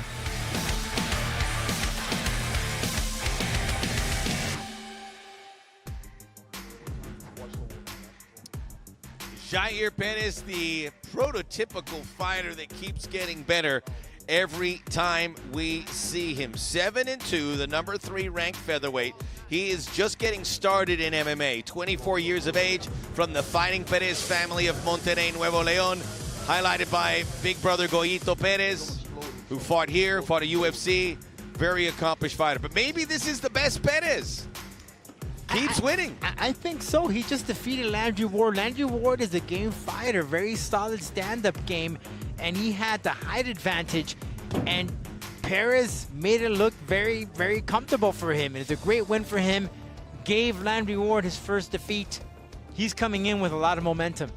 Head-to-head, cara a cara. You can see Perez wet behind the ears, just 24. Vasquez, 2-inch height advantage, 2-inch via the reach. We are at the featherweight. Perez coming 1.5 pounds or 1.8 pounds over the limit. Let's get ready for the main event and go to Lupe Contreras. Este es el duelo estelar de esta noche. 3 vueltas, división peso pluma. This is the main event. 3 rounds. In the featherweight division, los jueces son, the judges are Richard Green Jr., Byron Sellers y Eliseo Rodríguez. Y ahora, damas y caballeros, llegó el momento de un combate global. Presentando en la esquina azul, vestido de rojo, presenting the blue corner, wearing red, su peso oficial, 146 libras, his official weight, 146 pounds. En su 11º combate dentro de la jaula, con 8 victorias y 2 derrotas, he enters la jaula for the 11th time as a pro, with 8 victories against 2 losses. De cría boricua, and fighting out of Miami, Florida, Justin Slick J. Vasquez. Su oponente en la esquina roja, vestido de verde con blanco, his opponent in the red corner wearing green with white. Sobre la báscula, marcó un peso oficial de 147 libras y 3/4. On the scale, he registered an official 147 3/4 pounds. En su 10º combate, con 7 victorias y 2 derrotas, he enters la jaula for the 10th time with 7 victories against 2 losses. El norteño de Guadalupe, Nuevo León, México, Jair El Lupe Perez. El referee, Marcos Pérez. Peleadores. Marcos Perez, the third inside la jaula. Aquí. Miren. Ok. Ya saben las reglas. Quiero una pelea limpia, ¿ok? Clean fight. En comando, en todo momento. ¿Ok? Choquen cuantos en el momento. A su esquina. Slick J. Jair Perez. ¿Está listo? He's sporting that ¿Está Chicago listo? Bulls tattoo. Combate. Yeah, El Lupe, we are underway. Main event, round 1. It is Slick J in the red, and they are throwing harbingers right from the jump. Spinning back kick from Vazquez. You know, I wanted to see those 20 seconds, how this fight was going to turn out to be. Well, it's going to be an aggressive one right from the start. Perez is a fighter that will surprise you, throwing Superman punches, knees, look out for the overhand right. As for Justin, or Vasquez, look out for that jab. He's going to work the body. Very patient fighter of the two. But he also has a hard, heavy right hand. Like another Superman punch, his second attempt to Superman punch from Perez. Vasquez, who was dominant in his last fight. Lopsided, unanimous decision over Mauricio Cubillo. That was in May. Prior to that, he beat Gego Kelly, a guillotine in the first round, October 2021. So he's been winning fights for Rodolfo. He's been impressive in those wins. This is a different fighter for him. Perez will come real close to you and force you to exchange, as we're seeing here. Vasquez is doing what he needs to do, keeping those hands up, letting Perez just punch away, which could drain you. Look, he's already busted open on that right, underneath that right eye. Yeah, he just felt it too. He knows it's flowing. And Vasquez looks at it as if he has hit the dartboard on the bullseye. And look at Vasquez, now that he hasn't broken a sweat. So he's playing a good fight here, being very the patient one. That almost that little question mark over the top kick. Just beautiful dexterity. He is representing Puerto Rico, by the way. When you see a stand-up fighting between Mexico and Puerto Rico, you better pay attention.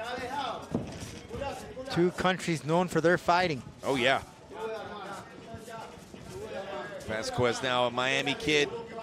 Fighting out of the Freedom Fighters, could not say enough good things about his team. Called it family.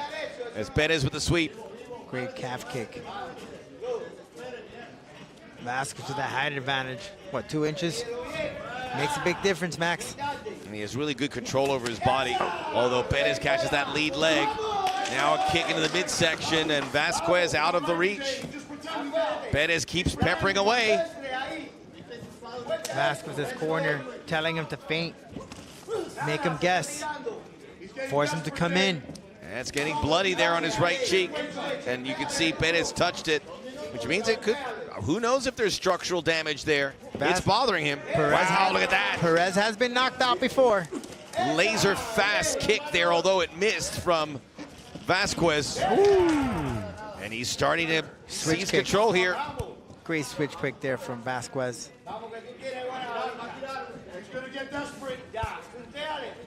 He's playing a great game plan. Vasquez is not leading into the fight that Perez wants him to fight. Remember, I asked him, I said, are you gonna play his fight? Are you gonna go toe-to-toe with him? He goes, no, I'll feel it out. That's exactly what he's doing.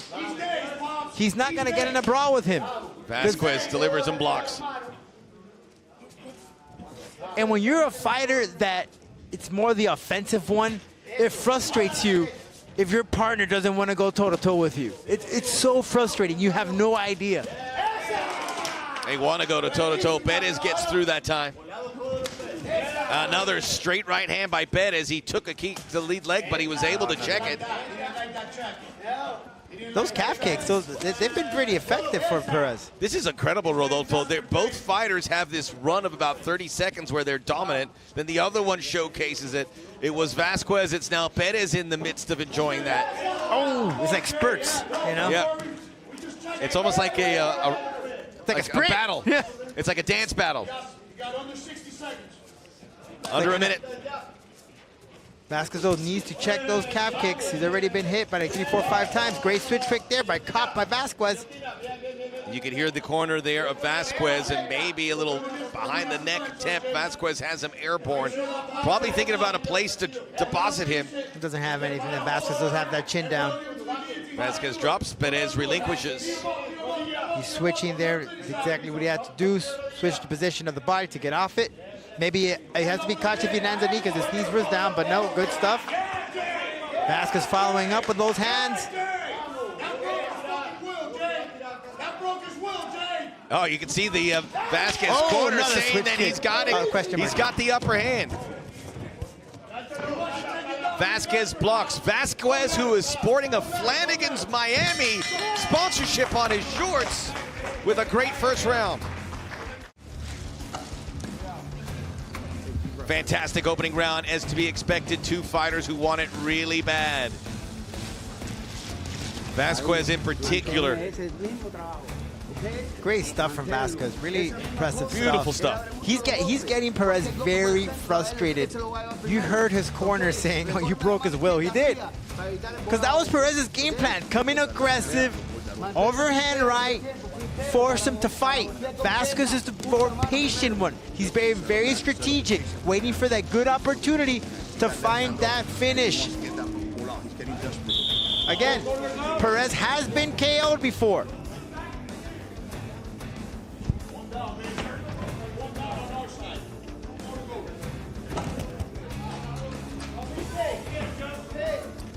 We are back, round two. That's going to be a tough one to score. It was a serious ebb and flow to it, but we'll find out who gets the nod, and it's going to be a huge decision. It was back in November of 2020, Max, where Perez was KO'd by a right hook by Gabriel Morales, who has competed here in Combate Global. And it was by a simple mistake. He came in and got clocked with the right hand.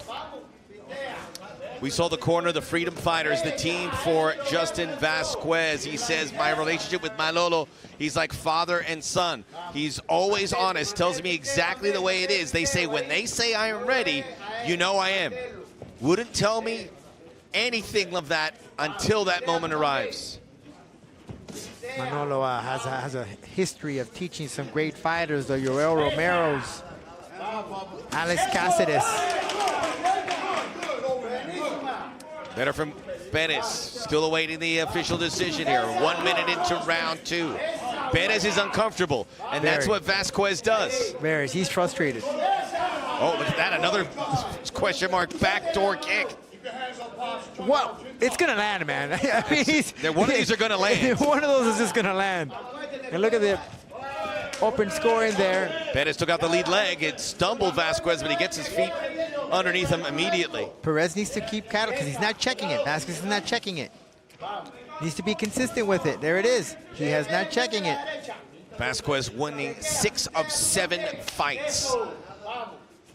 And they've really elevated him at Freedom Fighters as a guy who could be the next big thing. Big club by Perez. Looks to follow it up, and he got caught. Kept that left shoulder up, that blocked it though, Max.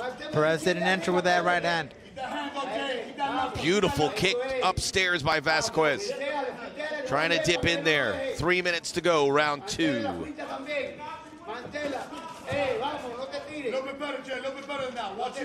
Great stuff from Vasquez here. He shows that 1-2, although that didn't connect it, but quick to have that head movement because he knows that Perez will follow up with those hands.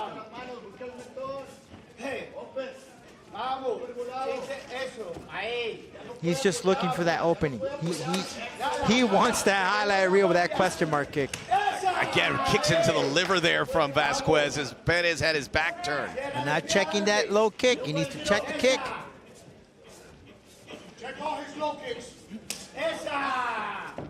Vasquez now following up with his own kick. Perez with the teep, another low kick. Perez is going there. It's had some positive effect. He has to be consistent with that. Vasquez is not. He's not checking it. He's not checking it. Could be very detrimental. He's winning the fight. That's one mistake that he's doing, not checking those kicks. There it is again, all day. Now he comes right up Route 1 to clog up the lane. Jair Perez, 9 years of age, was an Olympic wrestler. 19, he became professional. Perez working the body, forcing Vasquez to come in, to crunch down, to bring him to his level where he can connect those hands. I don't see this fight going to the ground, Max, the way it's going. He almost felt like this fight wouldn't go the distance, but now you have to consider it with 1:30 to go in round 2. Slowing down a little bit. Blocked there by Vazquez. Yeah, Perez adjusted. He adjusted from that initial start where he was just throwing hands. He's adjusted to Vasquez's fight, where he's now attacking that lead leg, following up with the hands instead of being the aggressor one. A little dirty boxing in that pocket from Perez. And the Perez corner likes it. They want to see the activity. He's starting to piece some things together. Spinning back fist out of the reach. Perez gets out of dodge, recircles, sets in, catches the leg. That one hurt. He's not checking it, and listen, he's switching stances now, so that lead leg is hurting. And that's gonna stop him from throwing in those kicks that could potentially knock out Perez. So he's definitely playing a good game plan. Tide is turning here. Fascinating matchup. Vazquez slowing down after an explosive first round. Perez adjusting to the fight. And Perez, perfect time, at least for the takedown. He didn't get it, but he's able to get into close quarters and get some points here to wrap up round 2. And we've reached the end of it. Perez being tested. We have seen him respond so well so many times. You hear the corner that he has to be very smart with his fight. Keep kicking that leg. Working that lead leg. Keep working it. It's working. Listen, once you get a flat, harder you to keep going.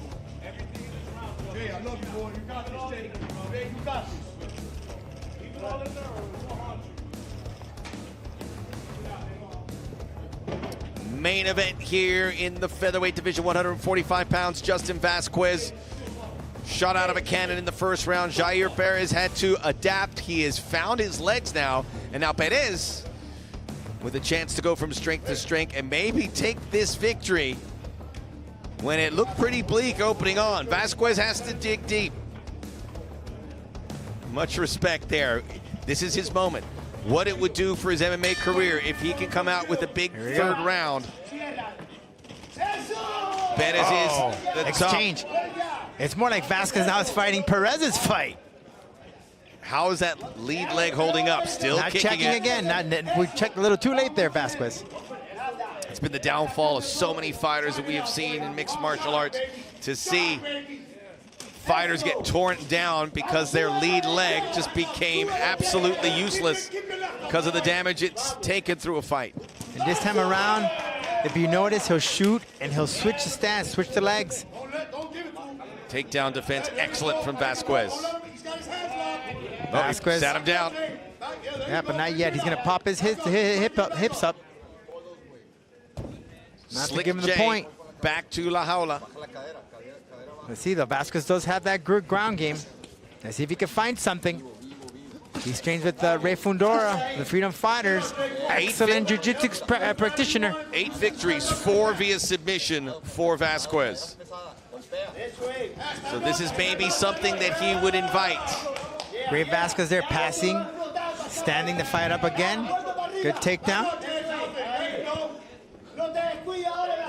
Got the back of Vazquez. Tries to drop him, the suplex doesn't work, so good defense. This all matters. Yeah, he grabbed the jaula there, but he do said, that. sorry about that.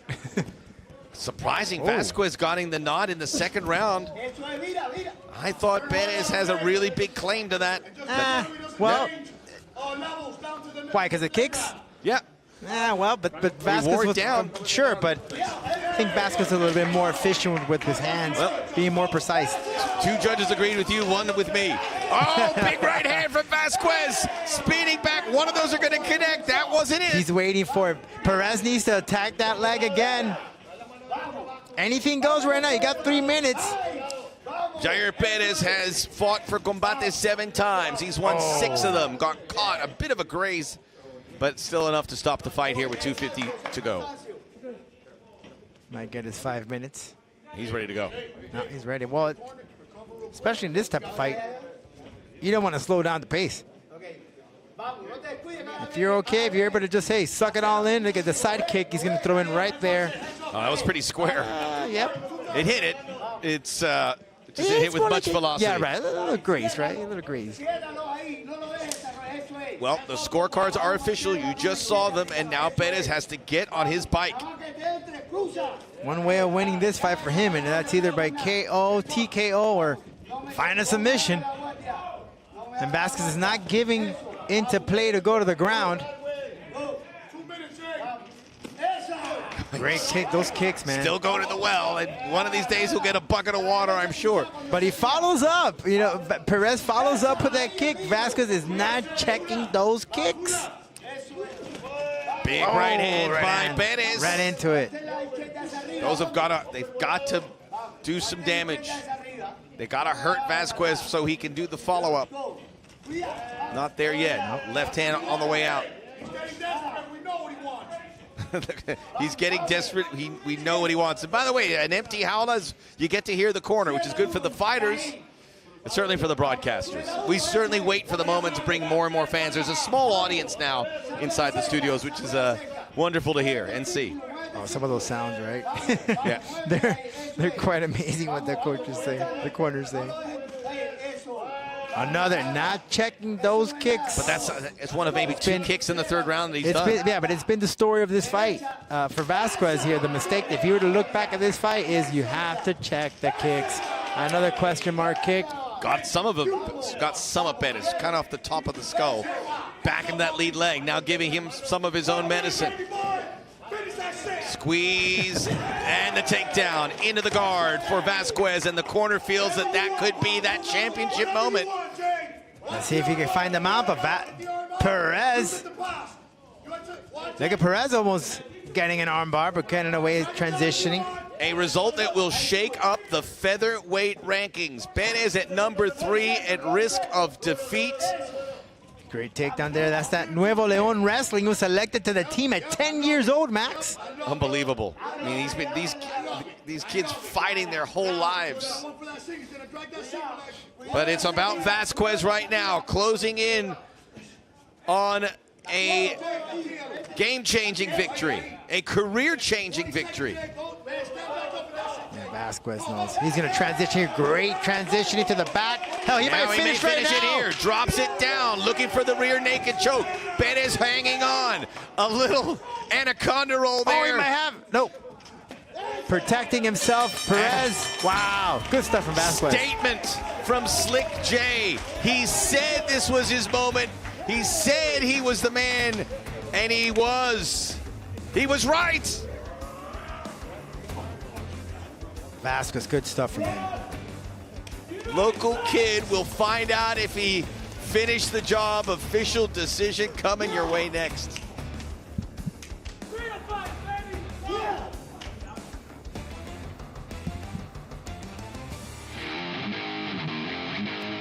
Mi nombre es Carlos Mascorro, tengo 26 años, vengo de Ciudad Juárez, Chihuahua, México. No me pone ninguna presión ser un peleador mexicano, al contrario me llena más de energía, de las ganas de demostrar el estilo mexicano. My name is Maximiliano Gonzalez, still, and I come from Mexico City. I started fighting because I saw MMA on TV when I was a kid and I fell in love with it. What I think before the fight, I'm just focusing what I'm gonna do and how I'm going to win. Del estilo de pelea de él, vi una pelea de él y peleó arriba nada más. Pero sé que es sin tener en jiu-jitsu y pues Vamos a ver qué. What I know about my opponent, I know he's a great striker and he really likes to fight, but I'm gonna bring the fight to him. Carlos, I'm gonna beat you. There's no way I'm losing this fight. I'm gonna give it my everything, you're gonna give it your everything, and we're gonna give a great show. Maximiliano González, espero dar una buena pelea, que demos una buena pelea y pues a divertirnos.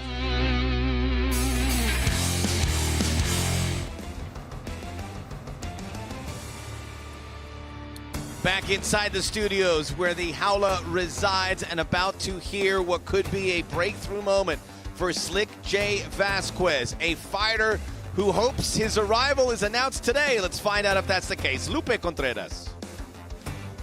Después de 3 vueltas de mucha más acción, los jueces Green Jr. y Sellers entregan tarjetas de 30 a 27 after 3 rounds. Of much more action, judges Green Jr. and Sellers scored about identically at 30 to 27. Y el juez Rodríguez anotó 29 a 28. Judge Rodríguez scores at 29 to 28. All in favor of the winner by way of unanimous decision, los tres a favor del vencedor por decisión unánime. El Body, Slick J. Justin Vasquez. Vasquez saying, that's not my nickname. Body is to suggest he's Puerto Rican. He made him wait. It was torture for Vasquez, but he heard it. The entire Freedom Fighters team inside La Jaula with him. What a great moment for this guy. He has worked so hard. He's 30, so he has been toiling away at this sport, and it's all seemed to click in. He's 9-2. He's going to be ranked. The only question now is how high. I'm sure the ranking gods have taken a look at this fight, and Vasquez has to be in the mix of the top 10. Great work from him. He didn't fight the fight that Perez wanted, which is that aggressiveness. He didn't go toe-to-toe. He waited very patiently. He wanted a highlight reel. He took tons of question mark kicks. The only thing from this fight that I would take away, Vasquez, is check the kicks. Very important. That's some solid homework to take away, because someone will exploit that. Someone will watch this tape and see where they go. And maybe he'll know now what body as he moves forward. But Vasquez, he talked about the Freedom Fighters. They were all in the Howler at the end. He says, that's my actual family. We don't lie to each other. And he's been incredibly supportive for a guy who's had some rough breaks in his life. Now he is reaping the benefits as we look at the stats. Better in the punches. The striking was better.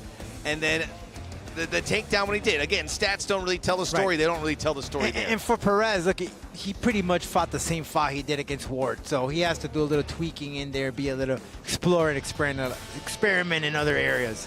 He will be back. Jair Perez still a big box office attraction here. Next fight coming your way, Carlos Mascorro, Maximiliano Gonzalez.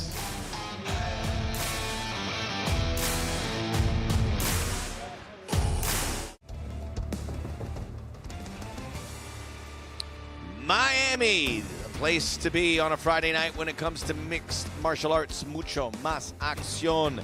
So many great stories coming out of this city, including one of their own, Justin Slick J. Vazquez, with the biggest win of his career. He's now 9-2, and a featherweight to remember here in Combate Global, or anywhere for that matter. We're in the bantamweights next. Carlos Mascorro, the man known as La Anguila. Maximiliano Gonzalez, the man known as Steel.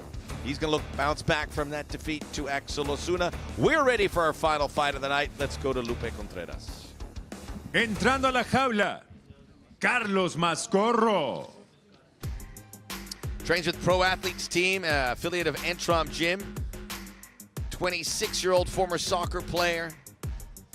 Starting to get back into the groove of fighting. Has not fought in 2 years.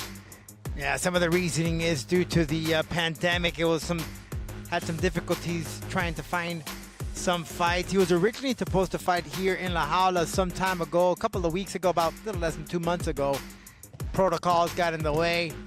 He's now ready to go inside La Jaula. Great opportunity from this young man. And again, He has been away from some time, but it's a great opportunity for you to fix some of those holes in your fight game.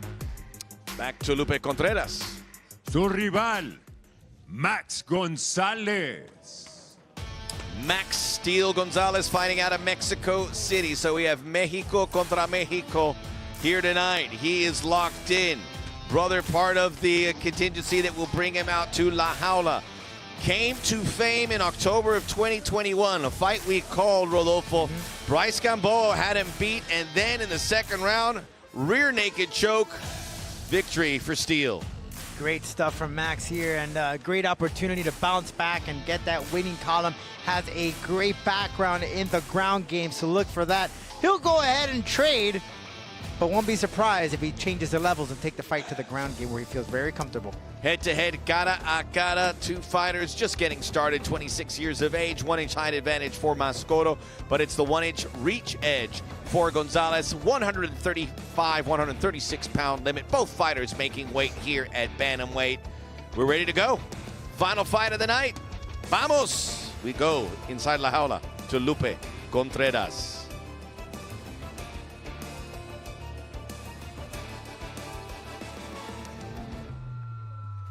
Continuamos con mucha más acción. 3 vueltas, división peso gallo. We continue with much more action. 3 rounds in the bantamweight division. Los jueces son, the judges are Dorian Mirasola, Richard Green y Byron Sellers. Presentando la esquina azul, vestido de rojo con blanco, presenting the blue corner, wearing red with white. Su peso oficial, 135 libras y un cuarto. His official weight, 135 1/4 pounds. Entra por octava ocasión a La Jaula con 4 victorias y 3 derrotas. He enters La Jaula for the 8th time as a pro with 4 victories against 3 losses.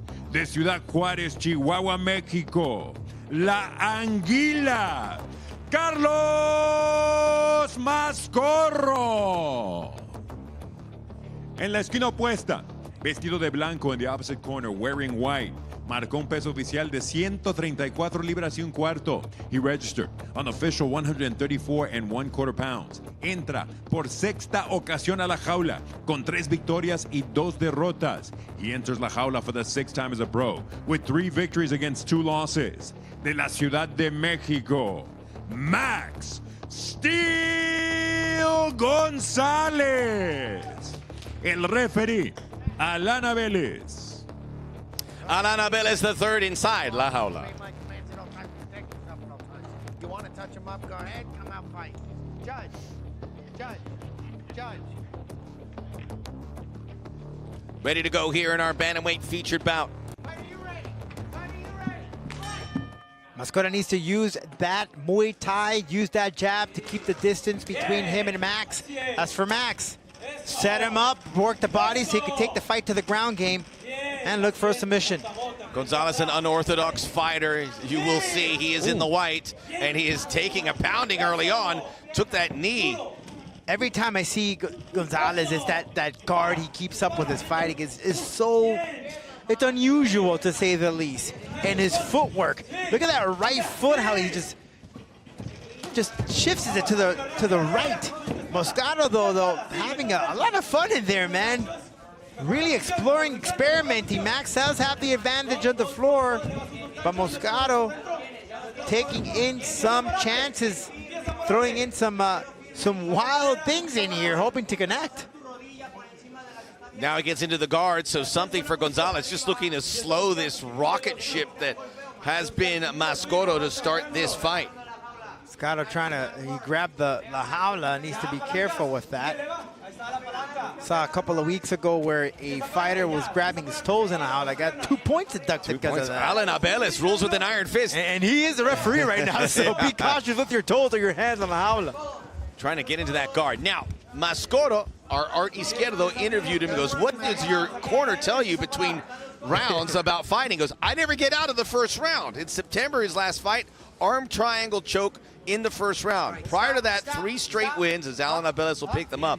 2 first-round TKO wins, first-round submission win prior to that. So he has not seen the second round. Win or lose, mostly win doesn't make it that far, and it seems like he doesn't want to get there the way he's fighting this fight early on either. Now, on paper, right, you say, wow, this guy's a savage. But to a fighter, not being in the second or the third round could be a disadvantage because he's never been there. He doesn't know what it feels like. So cardio comes into play. The mental game comes into play. All of those variables comes in, and we don't know. And by the looks of it, I mean, we're still almost midway through the first round. Moscardo might finally head into the second round. Trying to get him through to perhaps a transition into a submission attempt. I heard Kimura, maybe an armbar. But it's not there. Max just, good chance there to land some elbows, which he is doing here. Now, Mascorro trying to land that, grab that arm. See, he has wrapped those legs around him. But Gonzalez very smart. He's very smart on the ground game.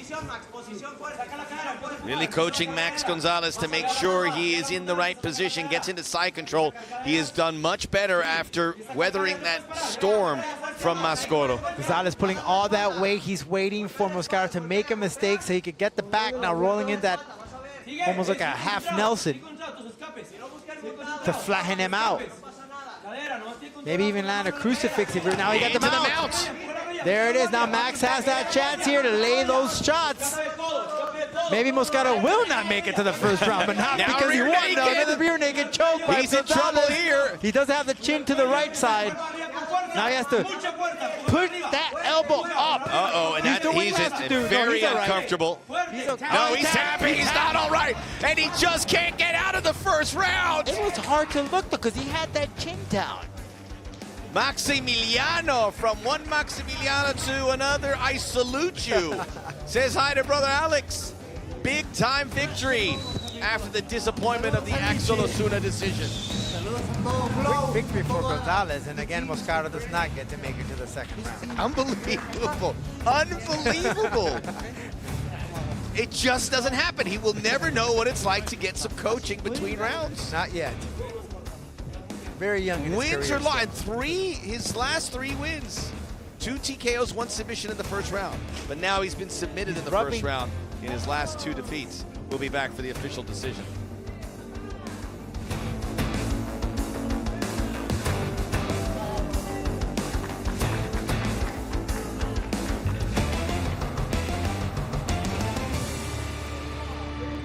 We are back. A lot of our fights, if not all, going the distance. They all went to the 3rd round. But at the end, we get a first round finish. And Max Gonzalez will maintain his position in the top 10. The official decision, Lupe Contreras.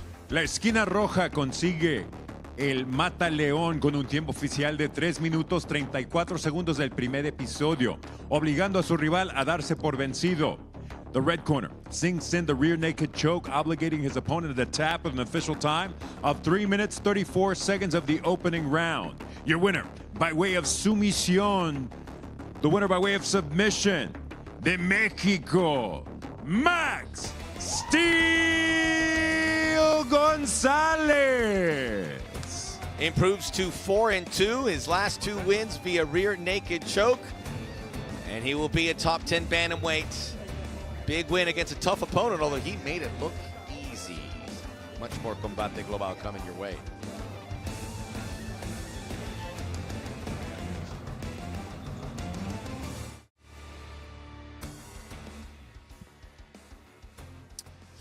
Always busy on Ocean Drive. It's safe for now, but the police are close if there's any entanglements. We have some más acción coming your way here inside La Jaula, a flyweight matchup.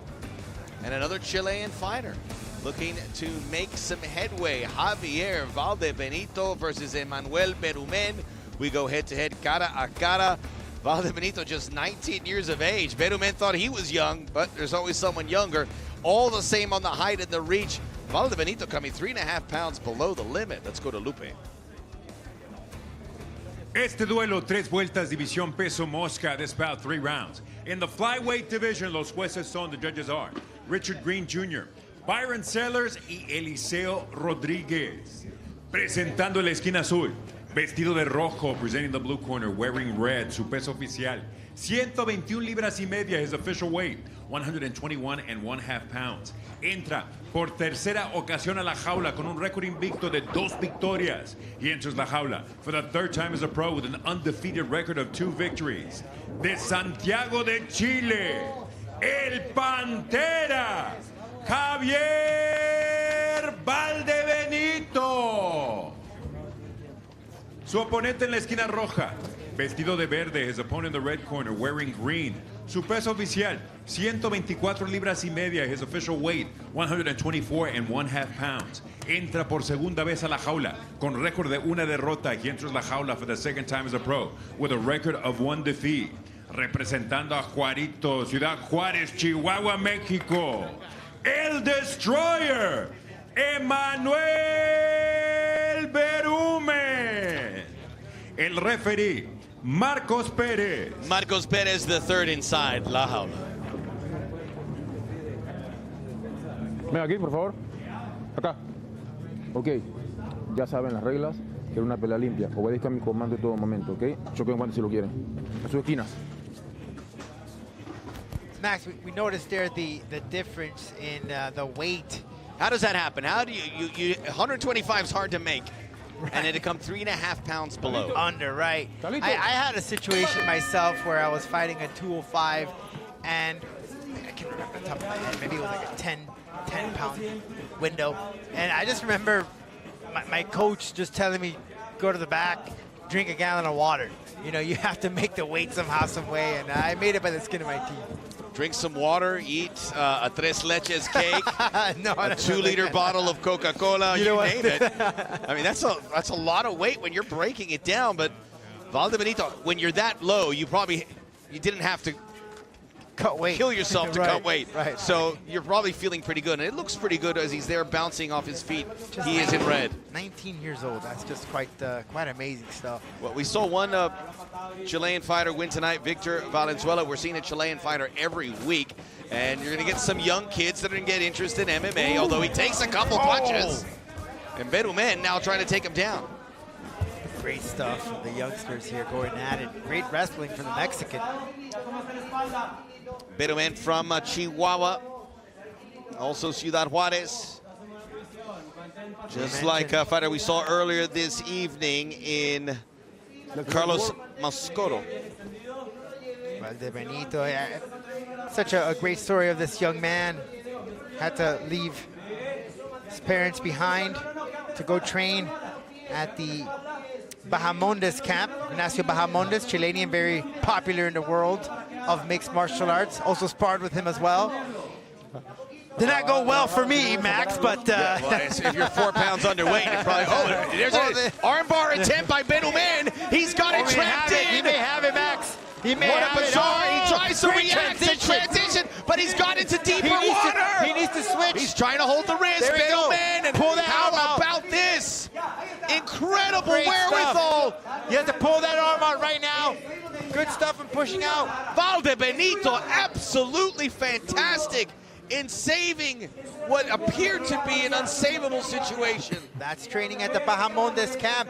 Ignacio Bahamondes. That had to hurt. That arm was stretched out. You had to feel the threshold, but he kept going. That's that flexibility in those arms, though, Max. If you have that flexibility, these kids, you're able to do it. That too. that helps a lot. Not a lot of wear and tear in those rotator cuffs and those shoulders. Falling now into the guard of Perumes, who must have felt like this fight was over. You know, flexibility is such an important part as a fighter, and if I could just duplicate it as something else, if you're like weightlifting, I don't know if you see the famous movie, the Arnold Schwarzenegger, with that big ballet class. Pumping iron? Pumping iron. So same thing with MMA. You know, you got to do yoga, you got to do flexibility and stretches. Triangle! To get yourself out of these positions, although the Chilean is in deep waters here with that triangle choke. Perumes is throwing the kitchen sink, and now he has got the leg hemmed in as well. Tap! Very good, yeah, he had it trapped in very well. Valdebenito taps out. He was 2-0, he is unbeaten no more. The first professional victory for Perumes, and he earned it.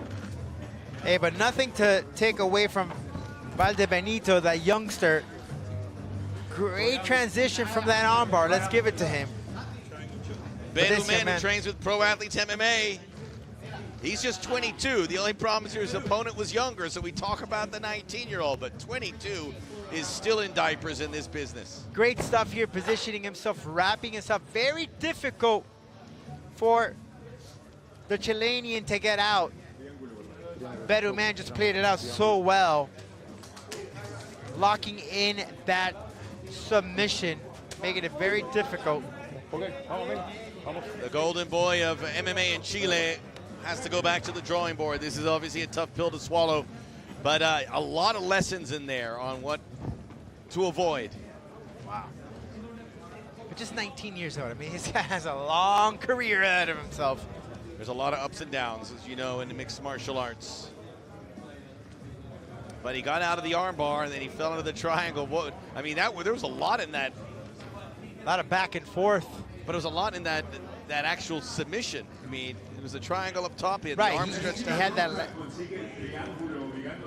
Darse por vencido con un tiempo oficial de 3 minutos 15 segundos del primer episodio. The red corner sinks in the triangle choke, obligating his opponent to tap with an official time of 3 minutes 15 seconds of the opening round. El vencedor por sumisión, your winner by way of submission. Puro Juaritos. El Destroyer. Emmanuel Perumes. Puro Juaritos, Ciudad Juárez representing. Yeah, as I was saying with that submission, Max, you're right. He had lots of opportunities that were made it very difficult for the youngster from Chile. He had that leg wrapped around right near the arm, making it completely difficult, really, to get out of that position. Take a look at the highlights here. Mexican just pushing forward right from the top. So you can see the transition. It seemed like he was going for a rear naked choke. Then he transitioned, looked for the arm bar. But look at just the flexibility, the transition from Valdebenito. And the Perumes just consistent, pushing on, knowing that, hey, I'm going to take this victory. Look how he wraps around the legs. He's going to find that shot right here. See that arm, how he hooked it? He couldn't get out. He was just stuck in a puzzle. Trapped. He was just right there, like a Venus flytrap. Couldn't get out of this position. Great victory for Perumes, making his debut inside the house. First round submission for Perumes.